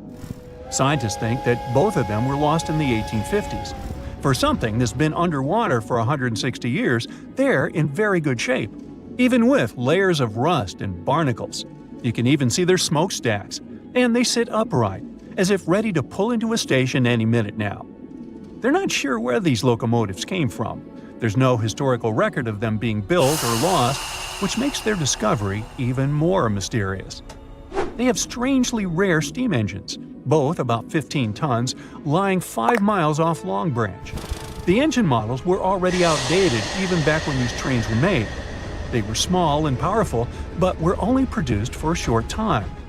Perhaps they were on a journey from Boston to the mid-Atlantic. Then a storm struck. It caused them to either fall off a barge or to be deliberately pushed off to save the ship. Scientists want to restore the locomotive to learn more about them. And this isn't the only gift to the seas humans left behind. Jeff Bezos, founder of Amazon, has found the Apollo 11 F-1 rocket engines in the ocean. During the 1969 Apollo 11 mission, the Saturn V rocket used 5 powerful F-1 engines in its first stage. Each of them produced 1.5 million pounds of thrust. They burned 6,000 pounds of fuel per second, 1.5 million times that of a regular car. These engines burned for a few minutes before falling back into the Atlantic Ocean. Jeff Bezos got inspired by this story and began the search for those engines about a year ago. The team used an advanced deep-sea sonar. They finally found the engines 14,000 feet below the ocean surface. Scientists aren't sure what the conditions of the engines will be. They did have a super-fast impact with the ocean after all, and then laying over 40 years in salt water. But they were built from very tough materials, so hopefully we'll be able to study them. Ideally, Bezos wants to recover them. They're still a NASA property, but he hopes to display them in museums like the Smithsonian or the Museum of Flight in Seattle. Can you imagine finding the famous yellow brick road from The Wizard of Oz at the bottom of the ocean? This thing looks like a man-made road, but believe it or not, it's a natural volcanic structure. Divers were exploring underwater volcanic mountains called seamounts in Hawaii. They wanted to investigate a split in the Seamount Trail. They live-streamed their journey and suddenly stumbled upon something fascinating, a pattern of cracks in the seabed that looks like a brick road. They used a robotic arm to pick up the rocks. The rocks had distinct rectangular blocks separated by straight lines and right angles. Someone joked that it might be a road to Atlantis, and another called it a yellow brick road, hence the name. But after some study, scientists discovered that this dry lake bed was made by super-energetic ancient volcanic eruptions. This is actually fractured hyaloclastite rock. Since the volcanoes were going crazy, they heated up and cooled down repeatedly until they created this unique cobbled pattern. On June 20th, 2011, the OceanX diving team discovered something extremely weird. They were searching for treasure in the northern Baltic Sea in the Gulf of Bothnia. Instead, they found an anomaly. The thing, dubbed the Baltic Sea anomaly, logically, looked very weird and unnatural. The anomaly is almost 200 feet wide. It looks like a mushroom, rising about 10 to 13 feet from the seabed. It also has a huge disc shape, twice the size of a football field. The main part of the anomaly has straight edges and box-like structures. The top has cracks filled with some unknown black material, and it's not made of metal. The object lies about 300 feet deep in the Gulf's waters. The main mystery is why it's there. This discovery did create buzz in mass media. Some people started saying that it might be a sunken extraterrestrial ship, the remains of Atlantis, or a portal to another world. These claims got even more support when we found weird pavement-like platforms surrounding the object. It kind of looks like a staircase. And on top of that, explorers reported that their electrical equipment, like sonar instruments and satellite phones, malfunctioned near the thing.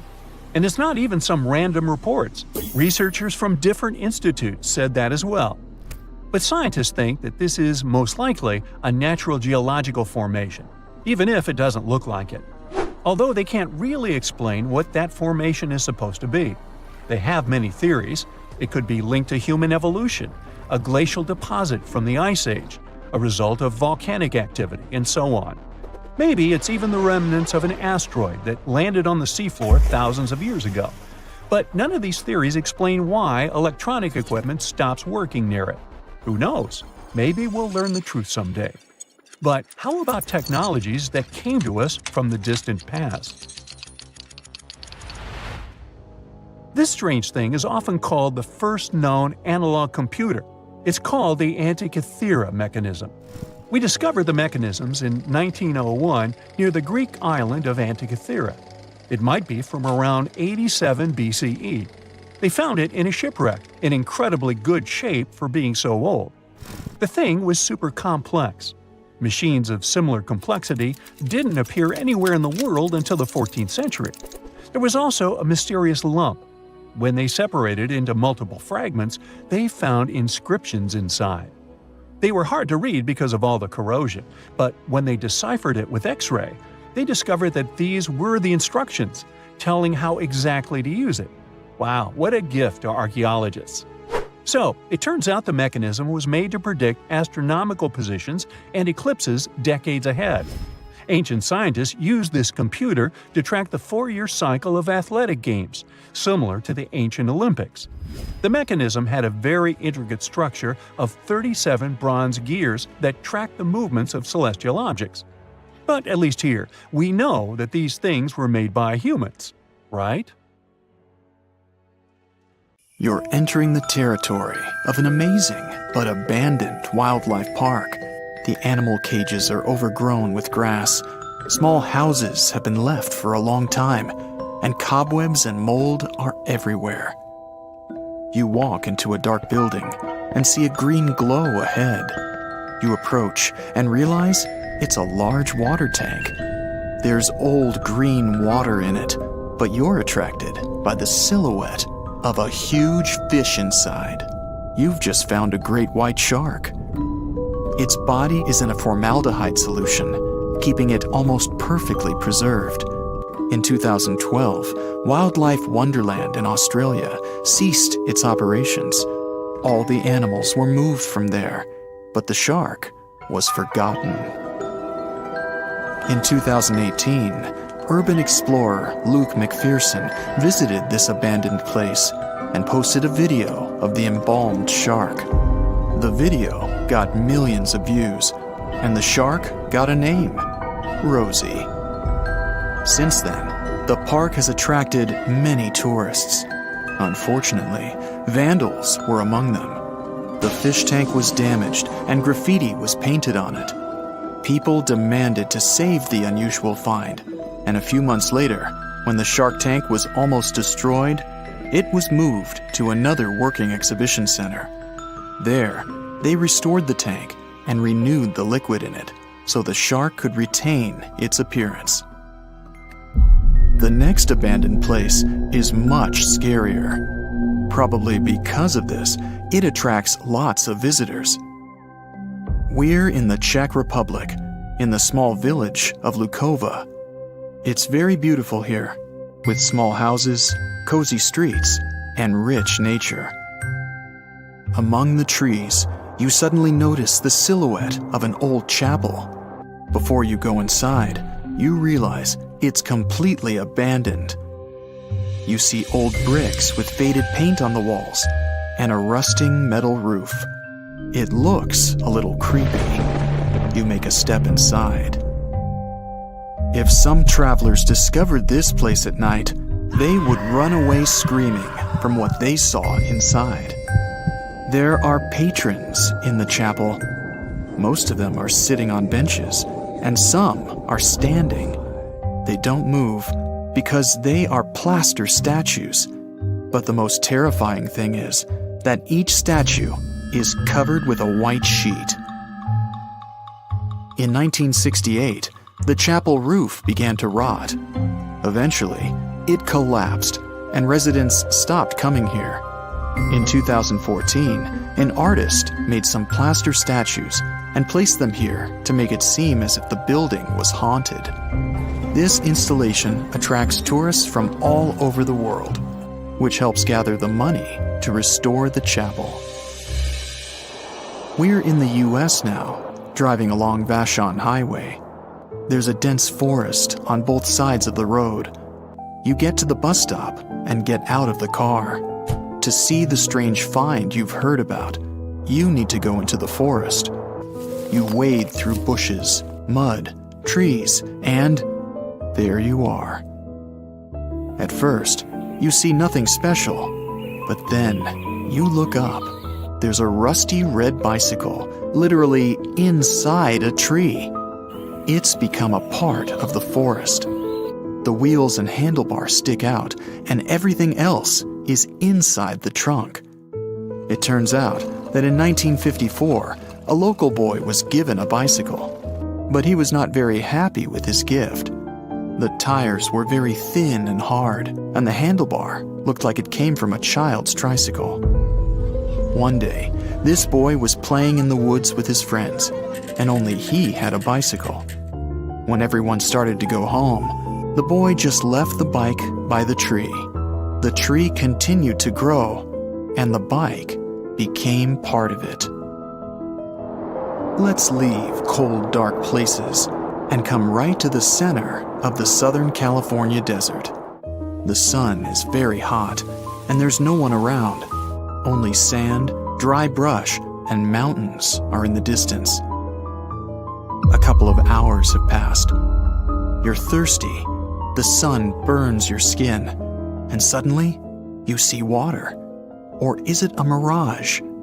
You approach in hopes it isn't.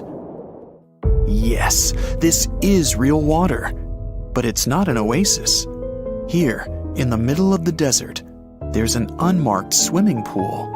What a pleasure it is to jump inside. It's called a social pool.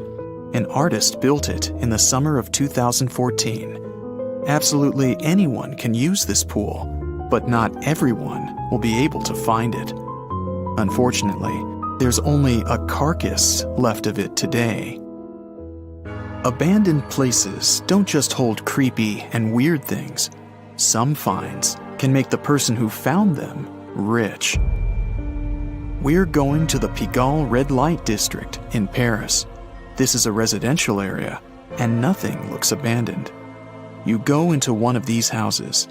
You meet people at the entrance who check their mail in the box. You go up the stairs and stop at the door to a certain apartment. It looks dilapidated.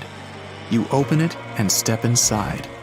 What you see here reminds you of a creepy scene from a haunted house movie. All the furniture and decorations are not from this century. The whole apartment looks like an antique. A thick layer of dust covers every inch of this place. Old, creepy dolls and stuffed toys lie on the tables and the floor. Add a disturbing tune from a music box, and you have a full horror set. You feel like you've traveled a century back in time, and in a sense, it's true. The owner of the apartment moved out in the 1940s. She left everything as it was. The apartment was left untouched for 70 years. It was discovered in 2010 when people began to evaluate the property of the apartment's owner. She lived somewhere else and didn't tell anyone about the place. When appraisers opened the apartment, they found a painting by the Italian artist Giovanni Boldini, which he created in the 19th century. This painting was sold for $2.5 million. Now we go to another desert, in Namibia. Here, among the dunes, not far from the ocean coast, you find a dried-up lagoon and an old sunken ship half buried in the sand, or rather, what's left of it. The age of this Portuguese vessel is about 500 years. It originally sailed from Lisbon in 1533 and disappeared near a Namibian diamond mining city. Walking among the wreckage, you can find ship parts from those times, but the most interesting thing is a chest with gold coins. The net worth of the entire ship, along with the valuable treasure, is estimated at over $12 million. The wreckage was discovered by geologists in 2008, but its full glory was only uncovered 8 years later. And now you're walking down New York streets, passing a dark, deserted alley where you see some trash bins. You notice a painted canvas sticking out of one of them. You take it out of the trash, and it turns out to be a painting. The image isn't very clear, but it looks beautiful. You decide a piece of art doesn't belong in the trash and take it home. For the next 4 years, you try to find out something about this painting, and one day, on a website about antique stuff, you find out that this painting is a missing art masterpiece worth $1 million. This is what happened to a woman from New York in 2003. When she found the painting in the trash, she immediately felt the power emanating from it. The woman learned the painting was stolen from its owner in 1989. She returned it and received $15,000 as a reward. The painting, called Tres Personajes, was drawn by the Mexican artist Rufino Tamayo in 1970. A collector bought this work of art as a gift for his wife, but a few years later, the painting was stolen while the couple was moving into a new home. Now let's finish our journey with the most grandiose and large-scale find. We're in Turkey. You've been living in an old house for a very long time, and you want to redecorate the place. You throw out all of your obsolete stuff, and then remember, you have an old basement. You never needed it before, but now you decide to turn it into a room. You break down a wall and discover a tunnel that leads underground. Excited, you go there and realize the tunnel doesn't just lead to a secret room. It leads to a colossal underground city. In 1963, a man from Turkey discovered an ancient city going down as deep as 18 floors. It could accommodate about 20,000 inhabitants, livestock, and food supplies. It's not just a maze of tunnels. There is a chapel, a school, stables, kitchens, and other attributes of civilization. The city was founded in the Byzantine era over 1,000 years ago.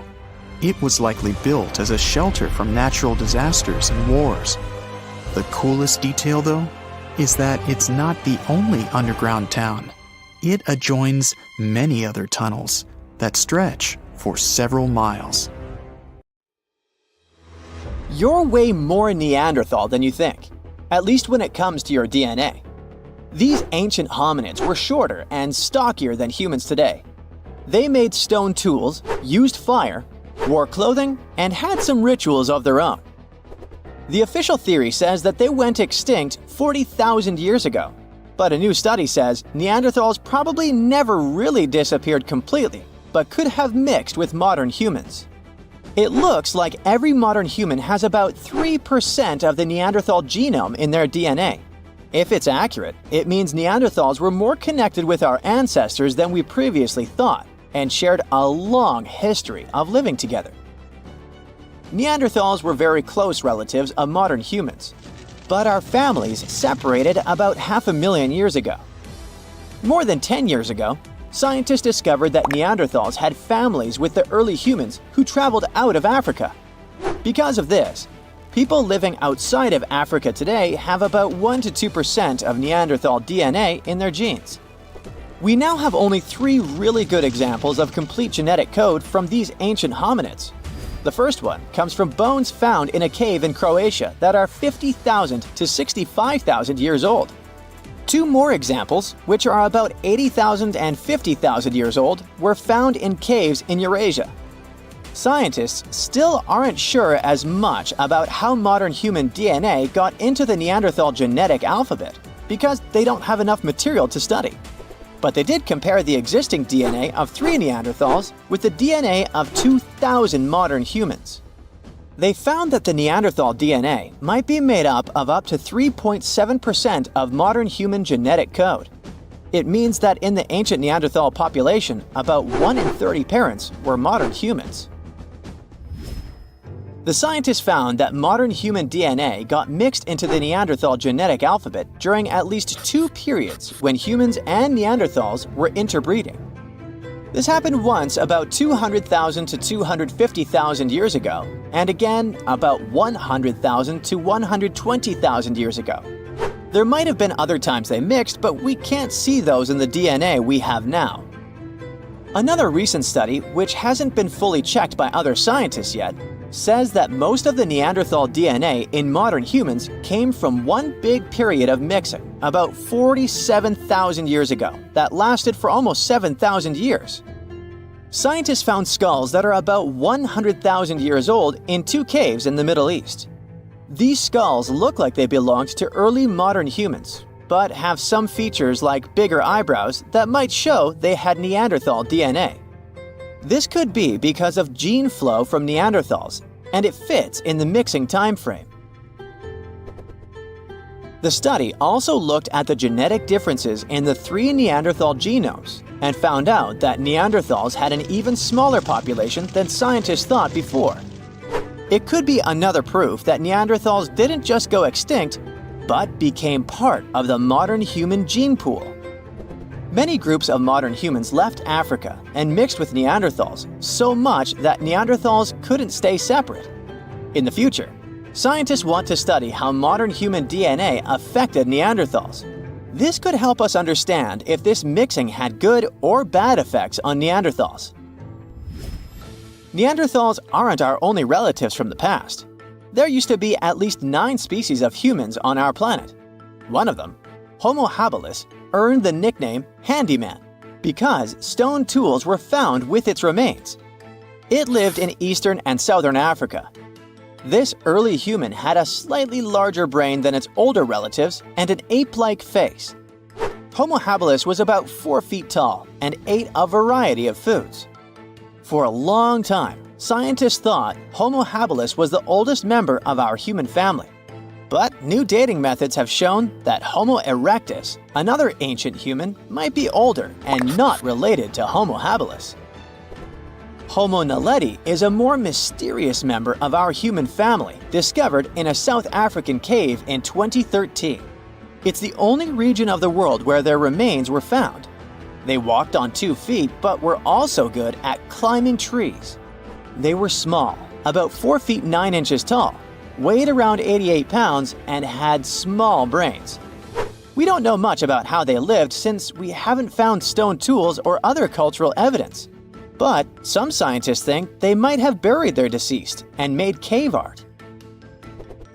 In 2010, scientists found some fossils in a cave in Siberia, but they weren't sure what species they belonged to. These fossils are from a group called the Denisovans, who lived between 194,000 and 51,000 years ago. We don't know much about them because we only have a few fossils, but DNA analysis has shown that Denisovans were closely related to Neanderthals and modern humans. They even had families with early humans, especially in Southeast Asia.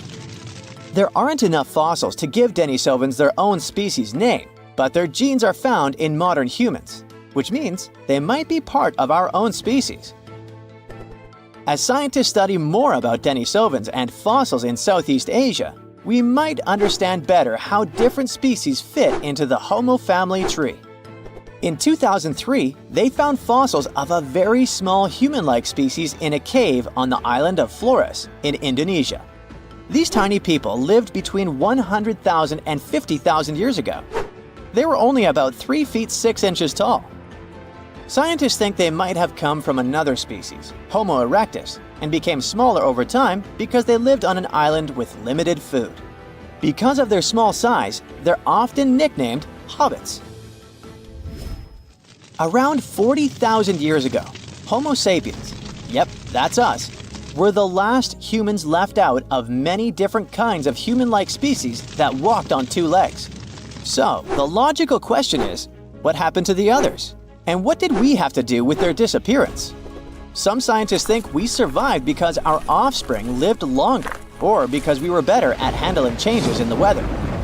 Others think we might have competed with other human species, or maybe mixed with them and shared genes.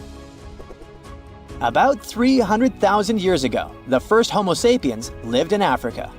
They didn't look exactly like us, but they were more similar to us than other early humans. They had tall, round skulls with almost straight foreheads.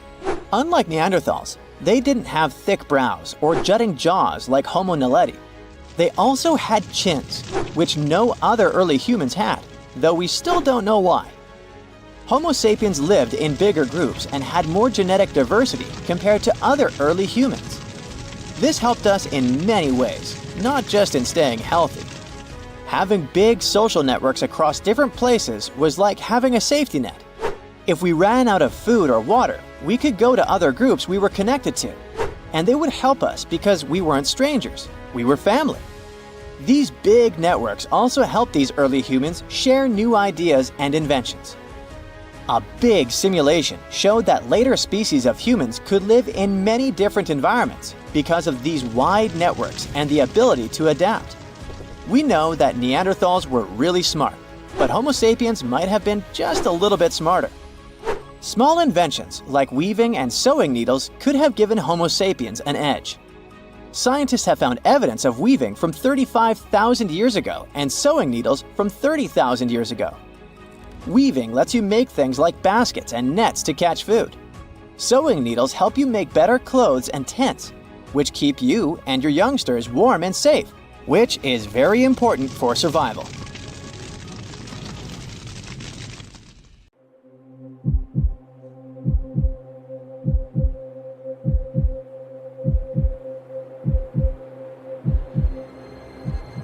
Leave it to people wandering on Google Earth to stumble upon the world's newest and weirdest places ever.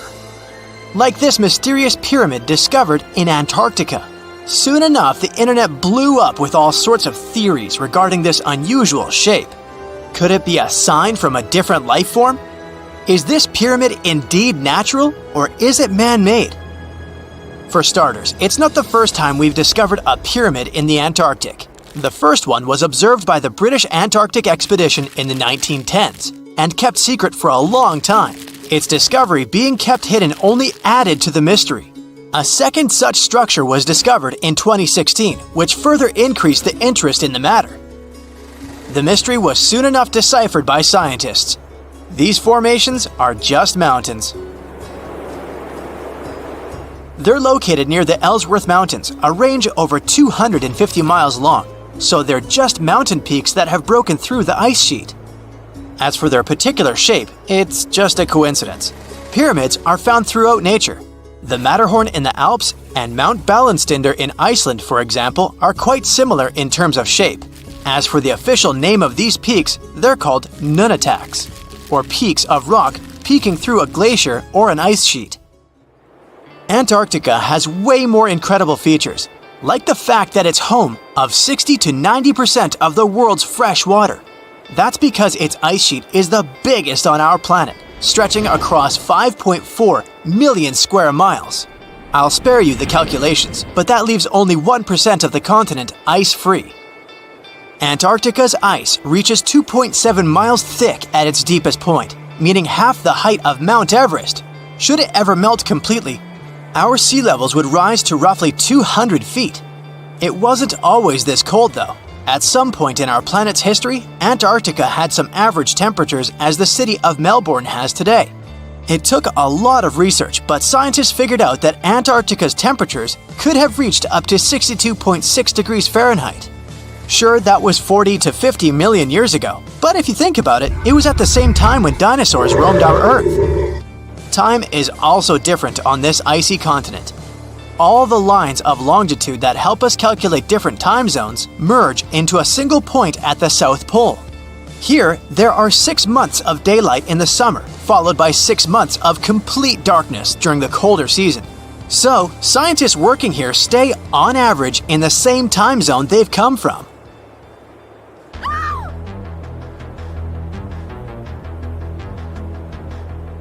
The Blood Falls aren't a chapter of a thriller movie. They are merely a series of waterfalls located in one of the driest regions of Antarctica. They emerge from an underground lake filled with a special type of bacteria. These little organisms use sulfates as fuel instead of sugars, which makes them very intriguing for scientists. The water contained in this lake is so full of iron that it basically just rusts when it meets air. So, the reddish color of the waterfall also gives it its trademark name. The megalodon was the largest predator ever known in our planet's history.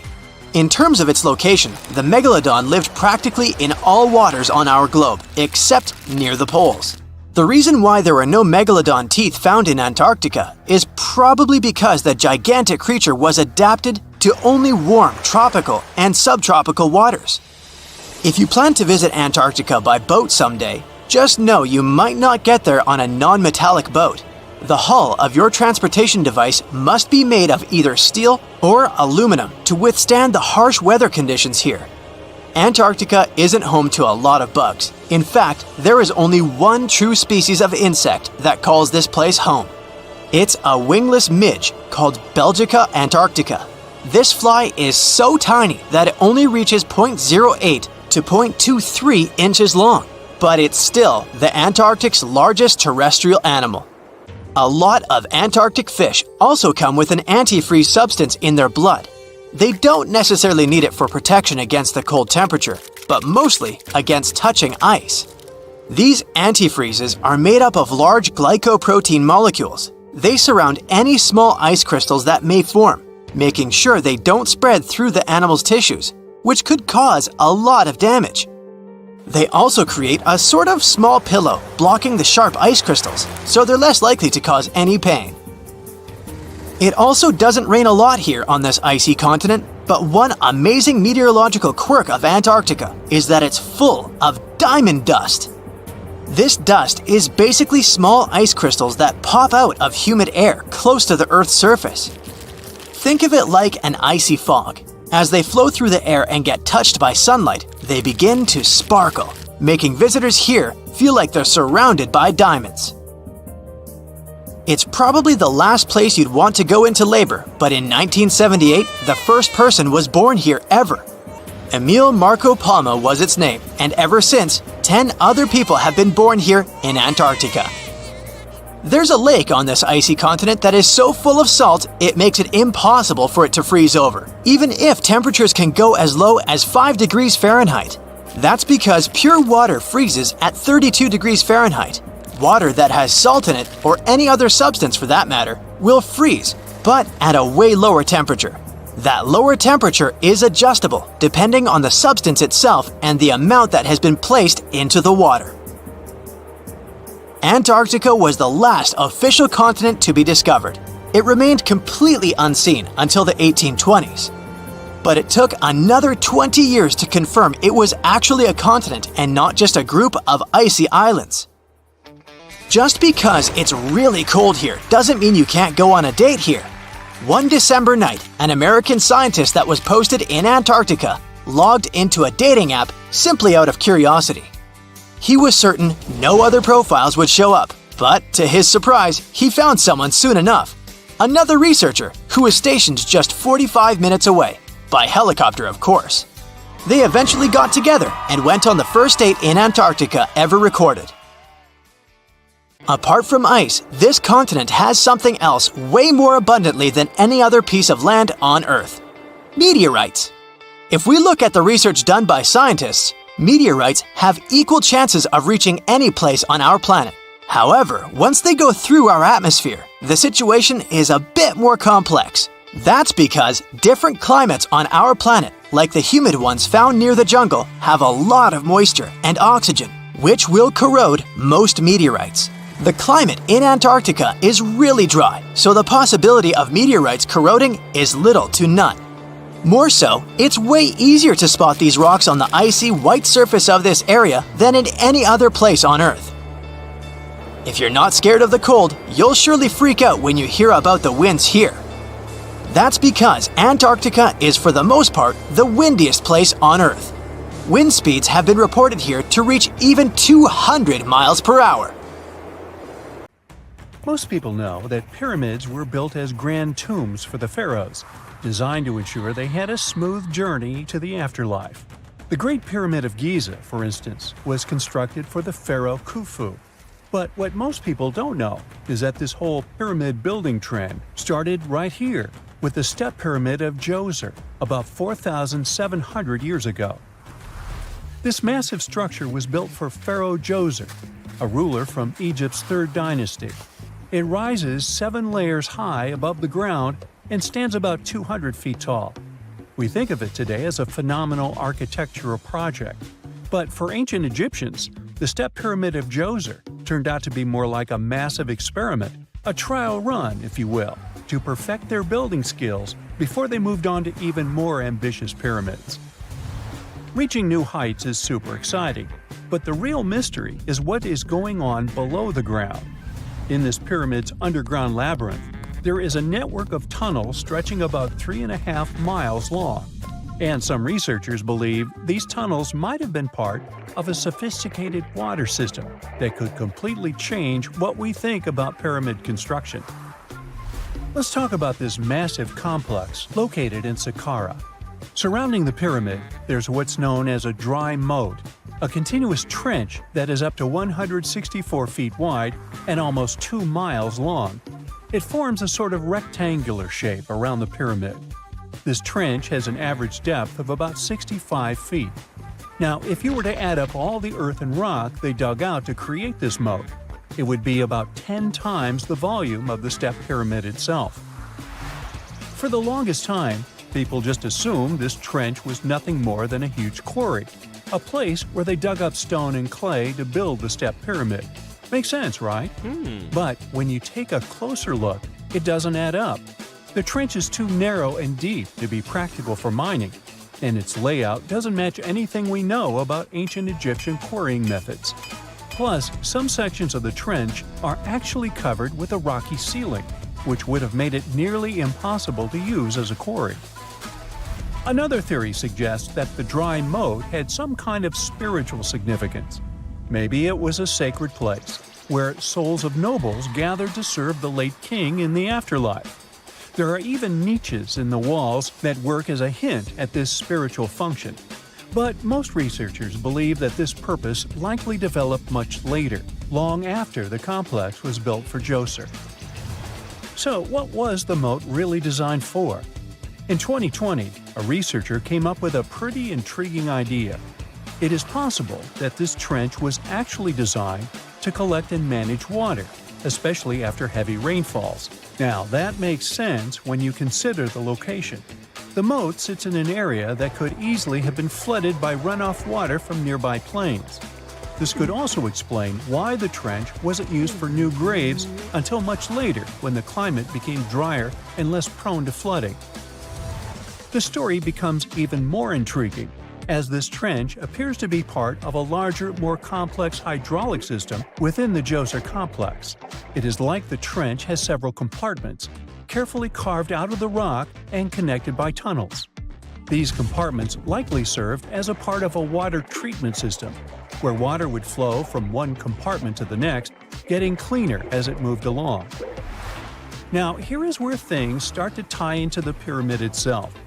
The Djoser complex has a series of underground shafts, and some researchers think that water from the moat's deep trench might have been used to power a hydraulic lift system, and this giant water-powered elevator could have been used to raise the heavy stones needed to build the pyramid. It worked like a volcano, but instead of lava, water did the heavy lifting. Imagine a big deep hole in the ground at the center of the pyramid site. Inside this hole, there was a huge wooden platform, kind of like a giant raft that could move up and down. When the workers wanted to lift a heavy stone, they would fill the hole with water.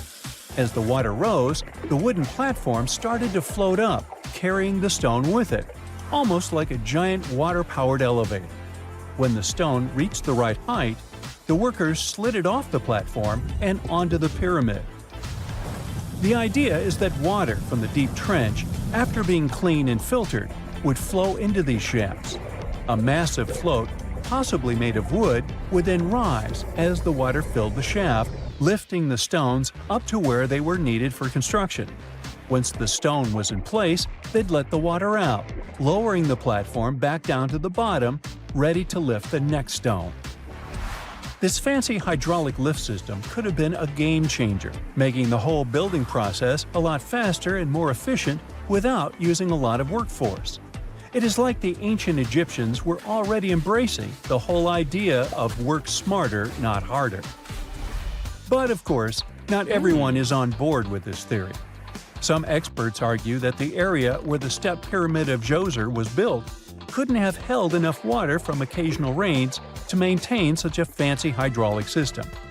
The main theory suggests that, in the past, there might have been some kind of lake nearby that would have filled up after a period of rain, and this lake could have supplied water to the complex's hydraulic system. But there is no mention of such a lake in any ancient Egyptian writings, so it might be more of a what-if situation than a reality. And then there's the issue of the hard work itself.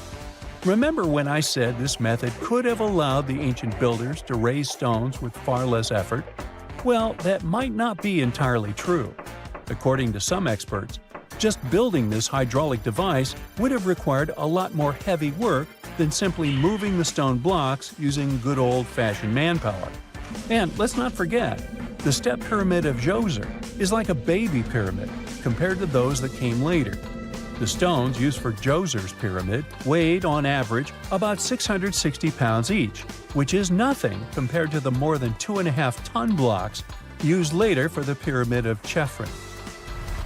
If this cool water lift theory gets completely ruled out, we still need to explain how this pyramid was built in the first place.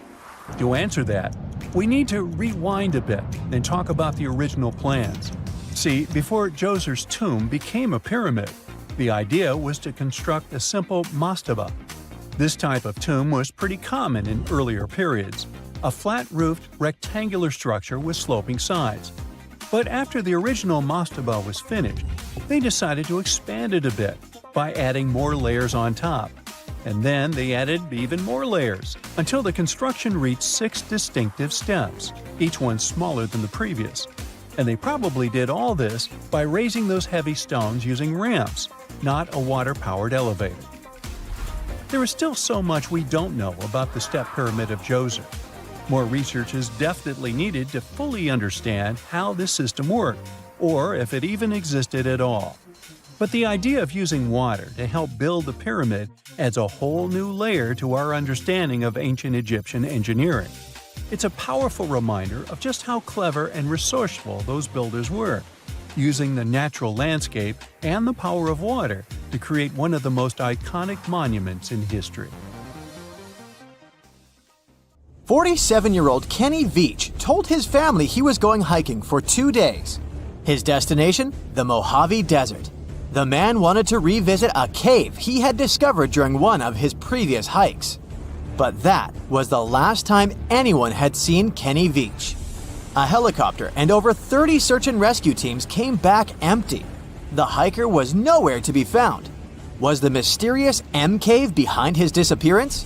The oddest thing about Kenny's case is the fact that he was a seasoned hiker. He often went on solo trips to explore deserts in California and Nevada. The man was an ultralight hiker. That meant he brought only the most basic of supplies: water, food, and a tent. That's all. But this was enough for several days of camping in the desert. Kenny would rarely bring a GPS device with him. He didn't even bother to pack a compass or a map. Some would call him reckless, but he managed to get back home every single time. Kenny wasn't shy either. He had a YouTube channel where he regularly posted his adventures. He named his channel Snakebit McGee because he picked up snakes wherever he went. But Kenny also had another habit. He went into every cave he found in the desert. Now, he didn't post many videos. Kenny mostly used YouTube to comment on other people's adventures.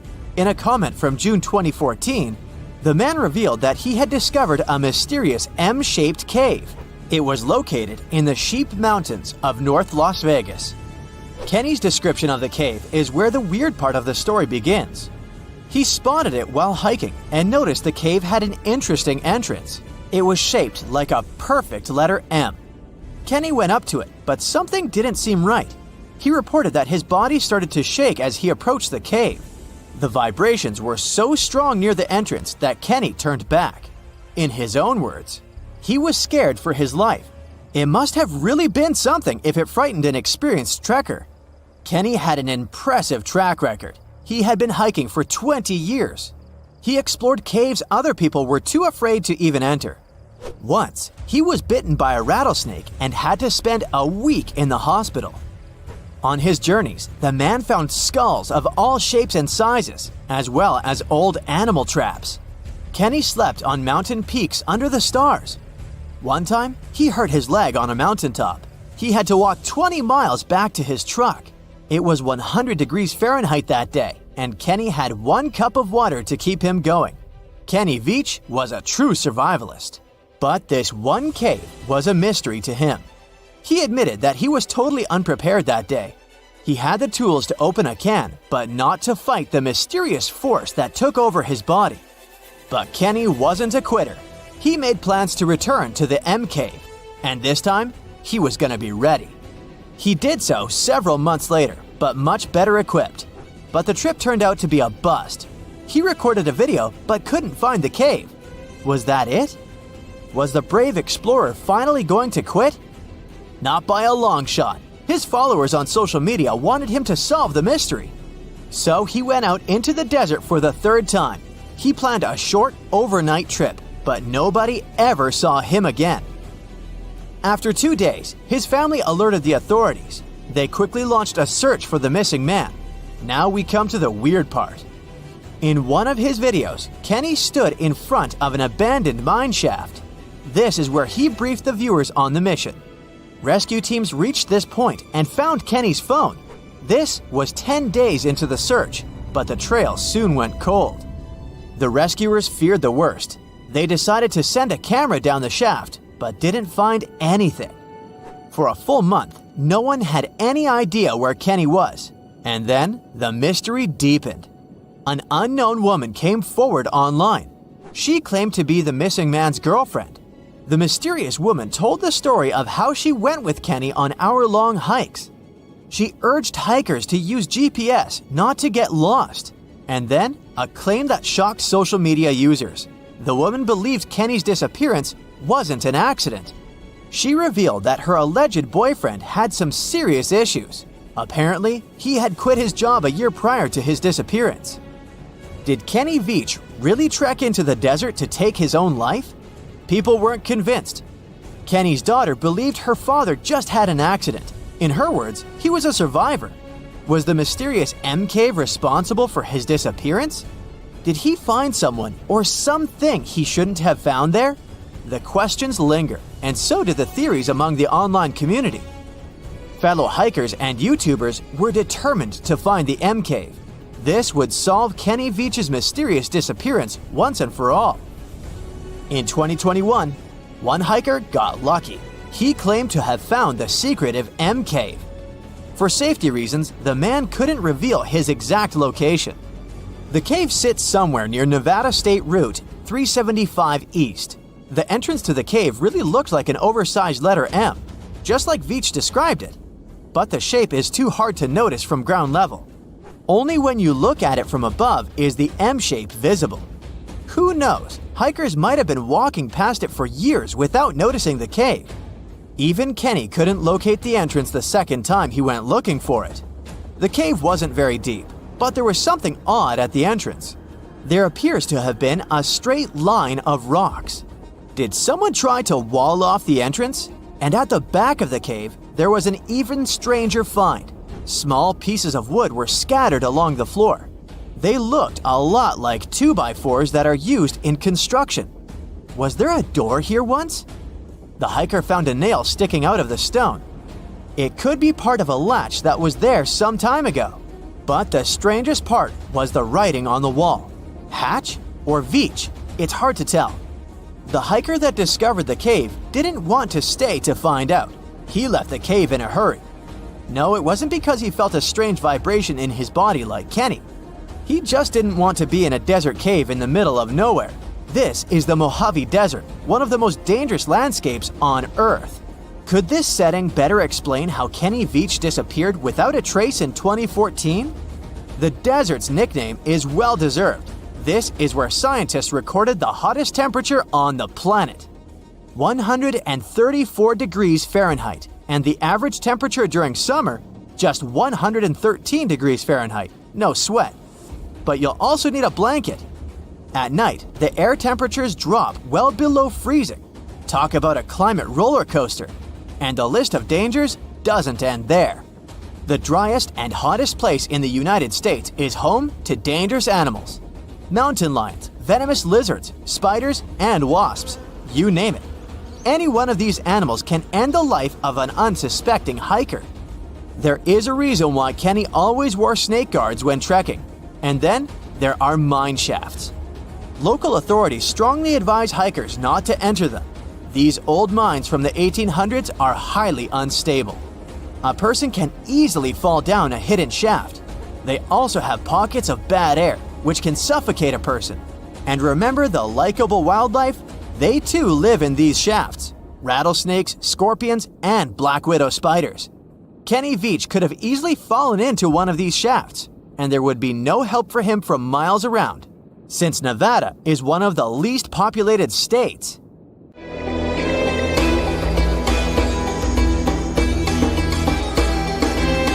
The Great Pyramid was created as the final resting place of ancient Egyptian monarch Khufu. According to legend, French leader Napoleon entered the Great Pyramid and came back out looking shaken and super pale. He never revealed what he saw inside, but whatever it was is said to have affected him for the rest of his life. When Napoleon entered the pyramid, he would have walked through a super tight and ascending passageway. He'd then go through another passageway, known as the Great Chamber. This corridor would have been much taller than the previous one, and would have cobbles too. He'd then reach the King's Chamber, the centerpiece of the Great Pyramid, which was lined with huge blocks of granite. But it wouldn't have looked as grand as we might imagine. There are no hieroglyphics decorating its walls, as Egyptians only began decorating the burial chambers of pyramids much later on. The pharaoh's tombs deep inside the pyramid would have also been filled with treasures, from chunks of gold to the world's most expensive jewelry. But this would have all been looted a long time ago. The only thing that probably would have been left in there would have been a huge sarcophagus, which would have once contained the king's mummy. He'd also have to walk past the queen's chamber. This room most likely didn't hold any queens though, as pyramids were usually only built for one person. There are mysterious tunnels leading from here. To this day, no one is really sure what they're there for. And that's not the only mysterious and creepy thing Napoleon may have encountered, as stories of pharaohs leaving ancient curses on pyramids go way back. Many pyramids had warnings written on the outside, telling of horrifying things that would happen to those who entered and disturbed the peace. We might not know what exactly Napoleon found in the Great Pyramid that scared him so much, but we know for sure what was found in Tutankhamun's tomb. Tutankhamun was an ancient Egyptian pharaoh who was only 8 or 9 years old when he took to the throne. He became a cultural phenomenon when his tomb was discovered almost completely intact in 1922. His pyramid sits in the Valley of Kings in Thebes, modern Luxor, which is in Egypt. Unlike the Great Pyramid, Tutankhamun's tomb was covered in beautiful wall decorations. The walls told the story of how he would travel to the afterlife through the underworld. Egyptians believed all people would have to take this journey, so they would fill their tombs with objects and paintings to help them get there. There'd also be spells painted on the walls. They believed this would help people pass over to the next realm. The journey would be pretty long, and for that reason, the ancient Egyptians would also fill the pyramids with food. Tutankhamun's pyramid was filled with 8 fruit baskets. They even found something called gingerbread fruit in there. The rooms were jam-packed with furniture, statues, clothes, and staffs, amongst a whole bunch of other things. You'd likely find a lot of clothes and expensive jewelry in the pyramids as well. The ancient Egyptians wanted their ancestors to travel in style to the afterlife. They put Tutankhamun in his final resting place with over 50 pieces of clothing, all of the highest quality. There were tunics, scarves, gloves, and headdresses, and a ton of jewelry. Bracelets, pendants, necklaces, rings, and scarabs for protection were all found inside. Each of them was made of gold or precious stones. There were also fans made of ostrich feathers to keep the old pharaoh cool in the hot Egyptian sun. But the temperature inside the pyramids never actually went above 68 degrees Fahrenheit.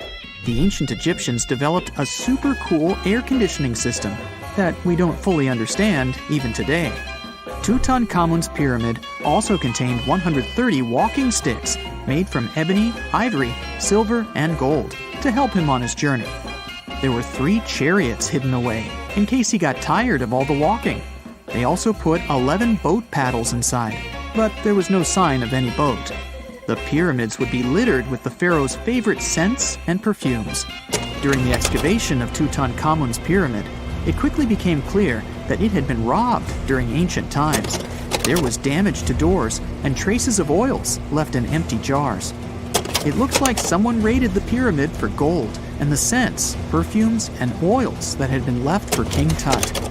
There was still a bit of perfume, which was made from coconut oil and frankincense, left in one bottle. It seems like Pharaoh Tutankhamun loved board games. There was an ivory traveling set of senet in his pyramid. Although we don't know for sure exactly how to play it, we have figured out it was sort of an ancient Egyptian version of backgammon.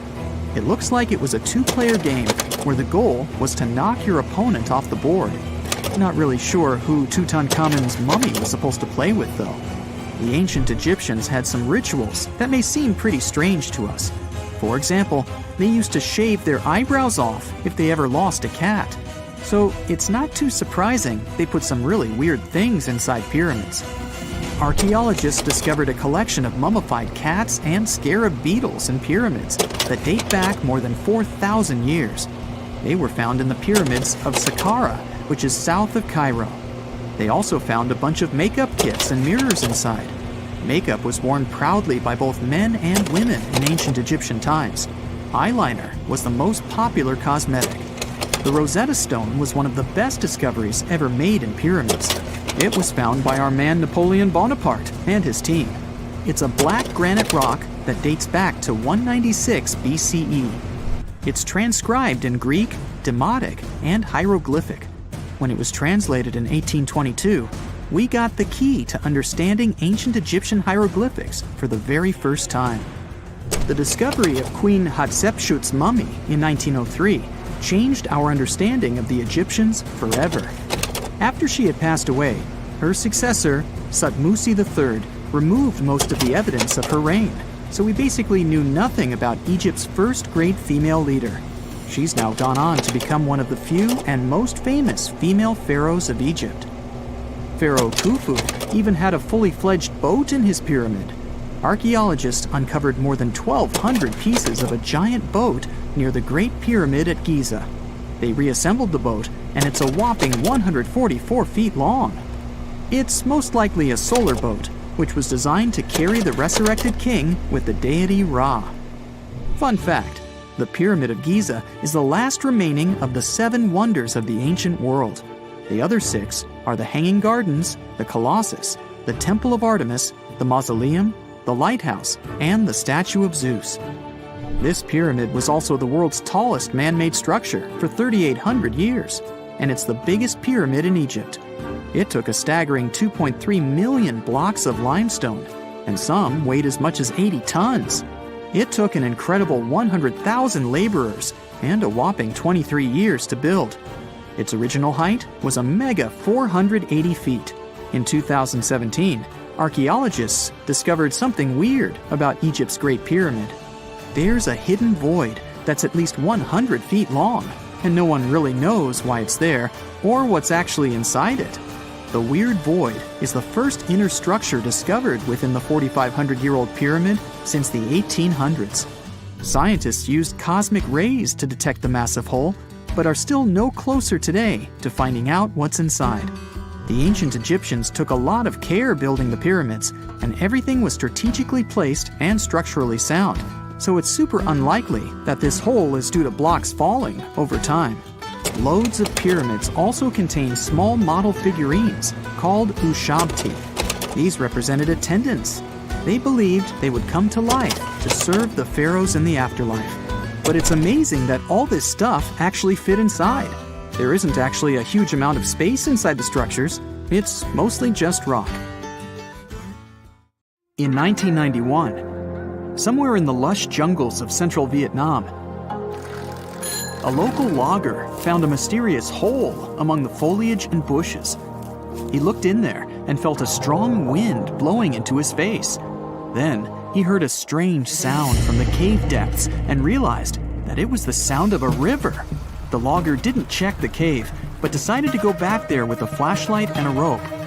When he returned, he couldn't find the cave anywhere. He spent a few years searching for it. Finally, in the 2000s, the logger managed to locate it again. In 2009, he brought scientists to this place. They found out the cave, called Sundong, is the largest in the world. There's so much space here that you'll hear a long echo if you shout. Sundong's main passage reaches 660 feet in height in some places, which is more than half as tall as the Empire State Building. The area of the cave is so huge that an entire New York City block with 40-story skyscrapers would fit in there. There's a deep underground labyrinth under the jungles of Vietnam, hiding 3 of the largest caves in the world, and Sundong is number 1 on this list. The vast space inside is filled with various plants, unique microclimates, and different landscapes. There's a real jungle growing underground. It became possible thanks to the collapsed ceiling in some places. It lets sunlight penetrate there from above. There are huge stalactites 250 feet high on the ceilings and walls, which is more than the length of a passenger Boeing. They've been here between hundreds of thousands and millions of years. Some limestone deposits are more than 450 million years old. It means they've existed since the time long before the dinosaurs.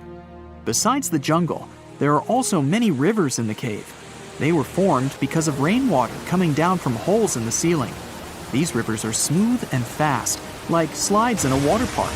But riding them isn't the best idea, since they can carry you into one of those long labyrinths that the cave is full of. And we still don't know where they're going. You may find yourself in another unknown part of the cave. This is what happened in 2018. 3 divers accidentally discovered new areas in Sundong. The cave turned out to be much bigger than everyone thought. They dove into one of the cave's lakes and reached a depth of 256 feet. At the bottom, they found a separate tunnel. Divers lowered a fishing line with a lead weight there and found out that this place reaches a depth of 394 feet, and the tunnel is more than half a mile long. We still don't know the exact size of the tunnel. Sundong also connects to another huge cave. There are lots of things you can see in Sundong besides underground labyrinths and rivers. You can find spacious ruins with lakes, and you can walk for hours along dark mountain corridors. This place is strikingly beautiful, but dangerous at the same time. And the coolest thing is that you can take a walk here.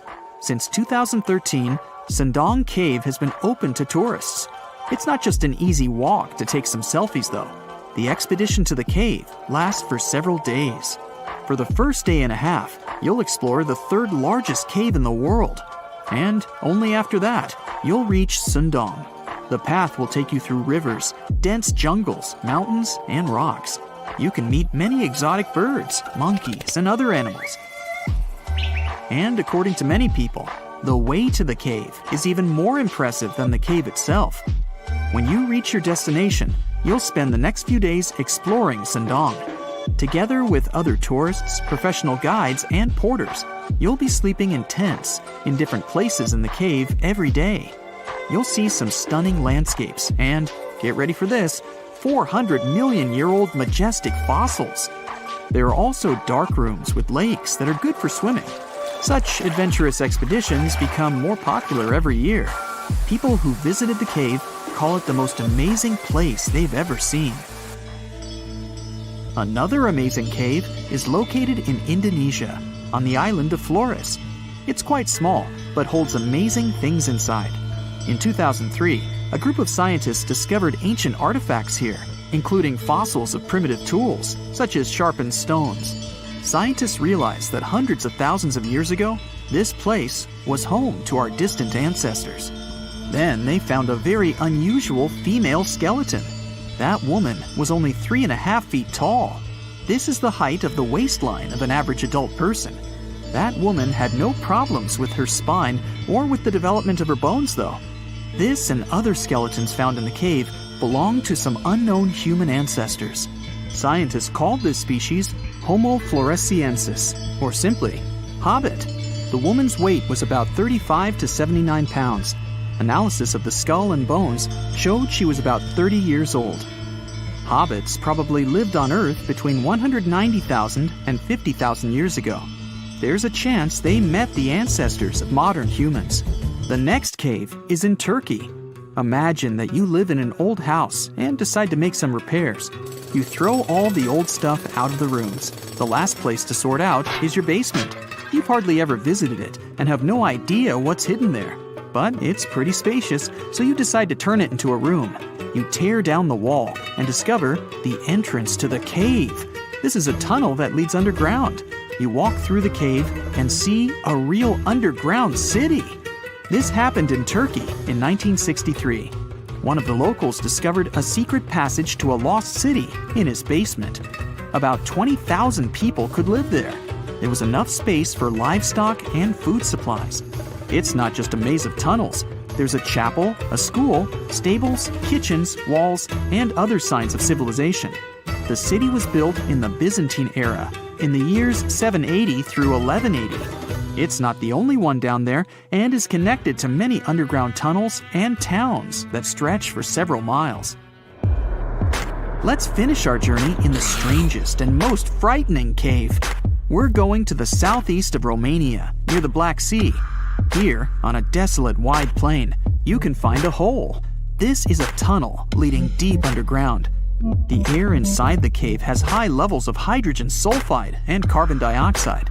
Under normal conditions, the air we breathe contains around 20% oxygen, but it's only 10% here. You won't be able to breathe freely without an oxygen tank. The water and air here are poisoned. Almost no animals are able to live in such conditions, at least the ones we know about. And this cave is filled with 48 species of living organisms, 33 of which are new unknown species. Creeping things that live here can scare you, especially if you're afraid of bugs. Strange white snails and white spiders are crawling along the walls. An unknown species of leeches and transparent shrimp are swimming in the water. White millipedes with huge mustaches are creeping on the ground. Here you can also meet an unknown kind of scorpion with a transparent white body that doesn't look like any other kind of scorpion. Nothing here looks like ordinary animals at all. All creatures in the cave are white or transparent. They don't have eyes, but they have long paws and antennae whiskers that help to navigate in space. Plants can't live here without sunlight and clean air. This means that oxygen isn't produced in this place. So, how do these creatures manage to survive? The answer is in the water. The surface of the lake, and puddles here, is covered with strangely moving foam. This substance is a living organism. It consists of 1 billion bacteria called autotrophs. Ordinary plants absorb carbon dioxide and use photosynthesis to produce oxygen. This cave is filled with carbon dioxide. Autotrophs absorb it and secrete tiny food particles. Bacteria feed on these particles. Larger organisms then feed on those bacteria, and so on. In the end, there's enough food for everyone. This process is called chemosynthesis. It's like photosynthesis, but uses water instead of sunlight in its chemical reactions. In this cave, evolution has created